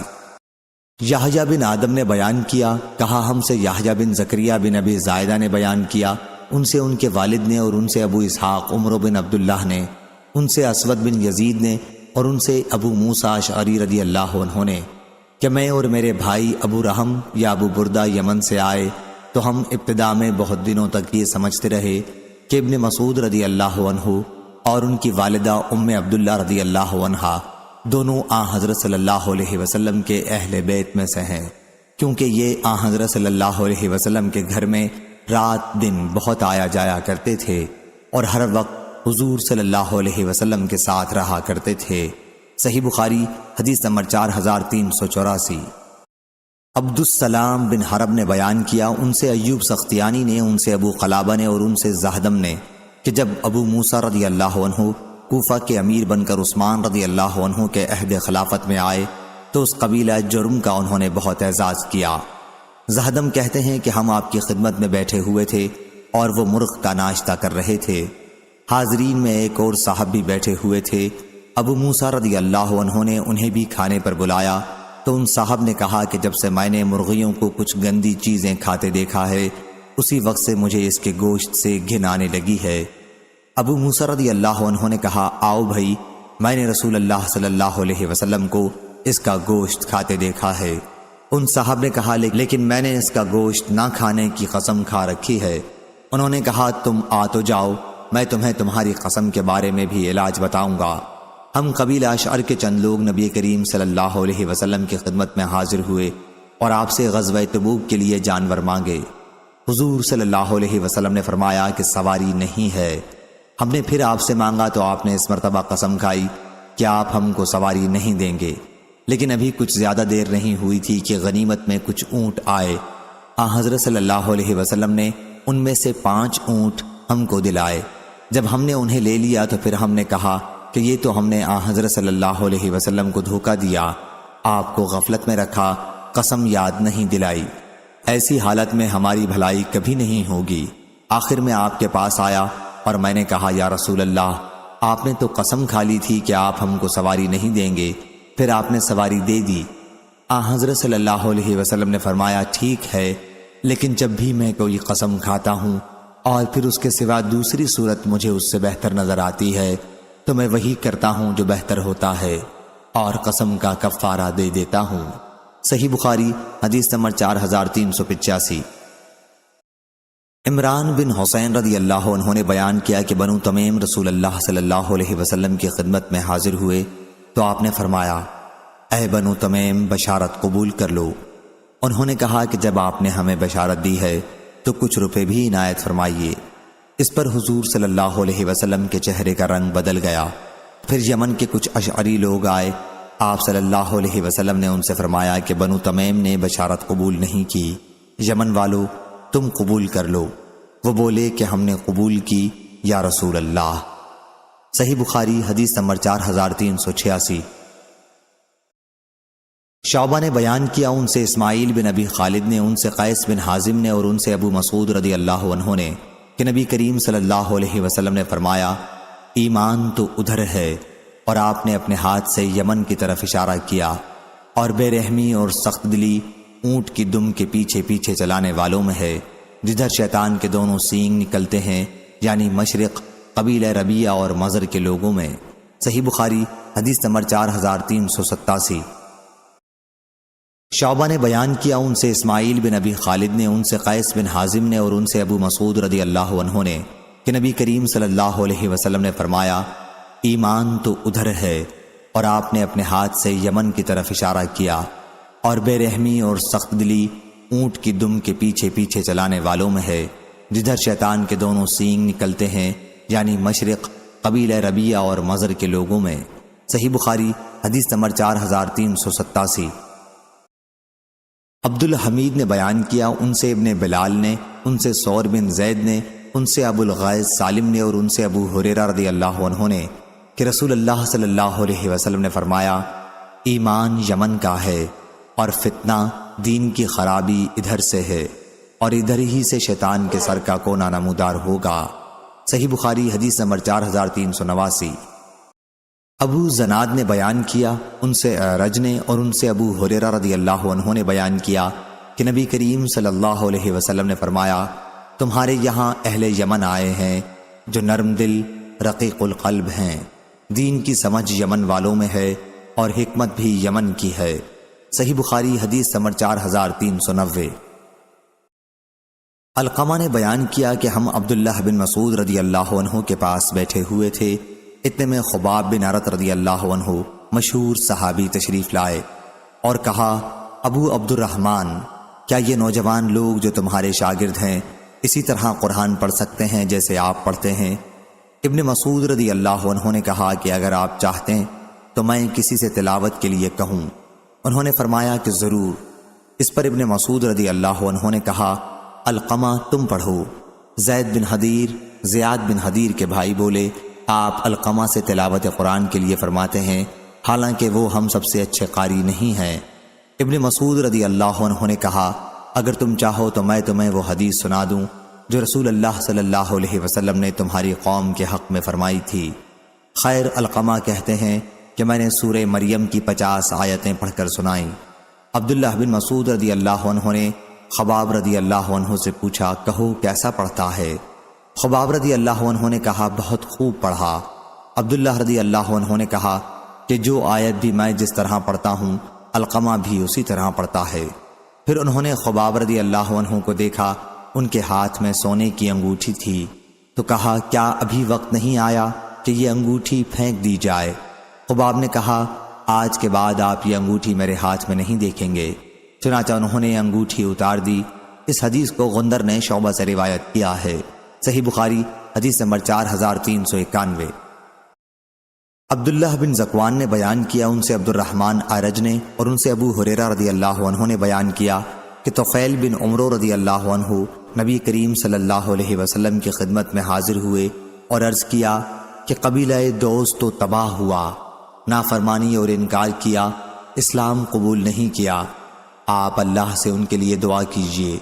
حضرت صلی اللہ علیہ وسلم نے فرمایا، اے اللہ قبیلہ دوست کو ہدایت دے اور انہیں میرے یہاں لے آ۔ صحیح بخاری حدیث نمبر 4392۔ ابو ہریرہ رضی اللہ عنہ نے بیان کیا کہ جب میں اپنے وطن سے نبی کریم صلی اللہ علیہ وسلم کی خدمت میں حاضر ہونے کے لیے چلا تو راستے میں نے یہ شعر پڑھا۔ ترجمہ: کیسی ہے تکلیف کی لمبی یہ رات، خیر اس نے کفر سے دی ہے نجات، اور میرا غلام راستے میں بھاگ گیا تھا، پھر میں یہاں حضرت صلی اللہ علیہ وسلم کی خدمت میں حاضر ہوا اور آپ سے بیعت کی۔ ابھی آپ کے پاس میں بیٹھا ہی ہوا تھا کہ وہ غلام دکھائی دیا۔ آپ نے مجھ سے فرمایا، ابو ہریرہ یہ ہے تمہارا غلام۔ میں نے کہا، اللہ کے لیے، میں نے اس کو اب آزاد کر دیا۔ صحیح بخاری حدیث نمبر 4393۔ عدی بن حاتم رضی اللہ عنہ نے بیان کیا کہ ہم حضرت عمر رضی اللہ عنہ کی خدمت میں ان کے دور خلافت میں ایک وفد کی شکل میں آئے۔ وہ ایک ایک شخص کو نام لے لے کر بلاتے جاتے۔ میں نے ان سے کہا، کیا آپ مجھے پہچانتے نہیں یا امیر المومنین؟ فرمایا، کیا تمہیں بھی نہیں پہچانوں گا؟ تم اس وقت اسلام لائے جب یہ سب کفر پر قائم تھے، تم نے اس وقت توجہ کی جب یہ سب منہ موڑ رہے تھے، تم نے اس وقت وفا کی جب یہ سب بے وفائی کر رہے تھے، اور اس وقت پہچانا جب ان سب نے انکار کیا تھا۔ عدی رضی اللہ عنہ نے کہا، بس اب مجھے کوئی پرواہ نہیں۔ صحیح بخاری حدیث نمبر 4394۔ عدی بن حاتم رضی اللہ عنہ نے بیان کیا کہ ہم حضرت عمر رضی اللہ عنہ کی خدمت میں ان کے دور خلافت میں ایک وفد کی شکل میں آئے۔ وہ ایک ایک شخص کو نام لے لے کر بلاتے جاتے۔ میں نے ان سے کہا، کیا آپ مجھے پہچانتے نہیں یا امیر المومنین؟ فرمایا، کیا تمہیں بھی نہیں پہچانوں گا؟ تم اس وقت اسلام لائے جب یہ سب کفر پر قائم تھے، تم نے اس وقت توجہ کی جب یہ سب منہ موڑ رہے تھے، تم نے اس وقت وفا کی جب یہ سب بے وفائی کر رہے تھے، اور اس وقت پہچانا جب ان سب نے انکار کیا تھا۔ عدی رضی اللہ عنہ نے کہا، بس اب مجھے کوئی پرواہ نہیں۔ صحیح بخاری حدیث نمبر 4394۔ ابن جریج نے بیان کیا، کہا مجھ سے عطا بن ابی رباح نے بیان کیا اور ان سے ابن عباس رضی اللہ عنہ نے کہ عمرہ کرنے والا صرف بیت اللہ کے طواف سے حلال ہو سکتا ہے۔ ابن جریج نے کہا، میں نے عطا سے پوچھا کہ ابن عباس رضی اللہ عنہ نے یہ مسئلہ کہاں سے نکالا؟ انہوں نے بتایا کہ اللہ تعالیٰ کے ارشاد ثم محلها الی البیت العتیق سورہ حج سے، اور نبی کریم صلی اللہ علیہ وسلم کے اس حکم کی وجہ سے جو آپ نے اپنے اصحاب کو حجۃ الوداع میں احرام کھول دینے کے لیے دیا تھا۔ میں نے کہا کہ یہ حکم تو عرفات میں ٹھہرنے کے بعد کے لیے ہے۔ انہوں نے کہا، لیکن ابن عباس رضی اللہ عنہ کا یہ مذہب تھا کہ عرفات میں ٹھہرنے سے پہلے اور بعد ہر حال میں جب طواف کر لے تو احرام کھول ڈالنا درست ہے۔ صحیح بخاری حدیث نمبر 4396۔ ابن جریج نے بیان کیا، کہا مجھ سے عطا بن ابی رباح نے بیان کیا اور ان سے ابن عباس رضی اللہ عنہ نے کہ عمرہ کرنے والا صرف بیت اللہ کے طواف سے حلال ہو سکتا ہے۔ ابن جریج نے کہا، میں نے عطا سے پوچھا کہ ابن عباس رضی اللہ عنہ نے یہ مسئلہ کہاں سے نکالا؟ انہوں نے بتایا کہ اللہ تعالیٰ کے ارشاد ثم محلها الی البیت العتیق سورہ حج سے، اور نبی کریم صلی اللہ علیہ وسلم کے اس حکم کی وجہ سے جو آپ نے اپنے اصحاب کو حجۃ الوداع میں احرام کھول دینے کے لیے دیا تھا۔ میں نے کہا کہ یہ حکم تو عرفات میں ٹھہرنے کے بعد کے لیے ہے۔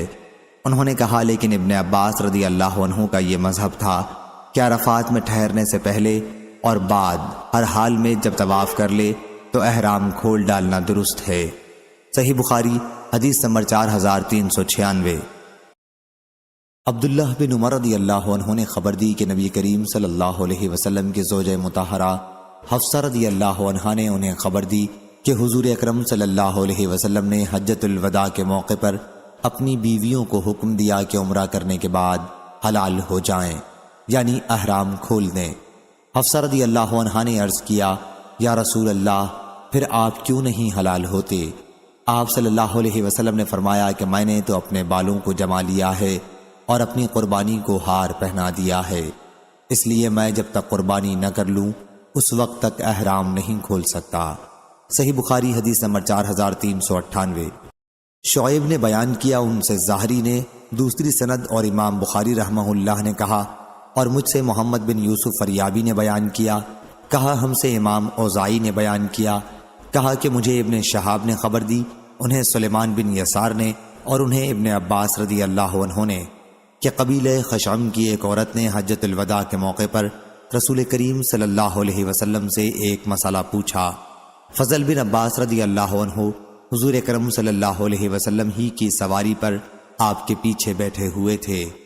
انہوں نے پوچھا کہ یا رسول اللہ صلی اللہ علیہ وسلم، اللہ کا جو فریضہ اس کے بندوں پر ہے یعنی حج، میرے والدین پر بھی فرض ہو چکا ہے، لیکن بڑھاپے کی وجہ سے ان کی حالت یہ ہے کہ وہ سواری پر نہیں بیٹھ سکتے، تو کیا میں ان کی طرف سے حج ادا کر سکتی ہوں؟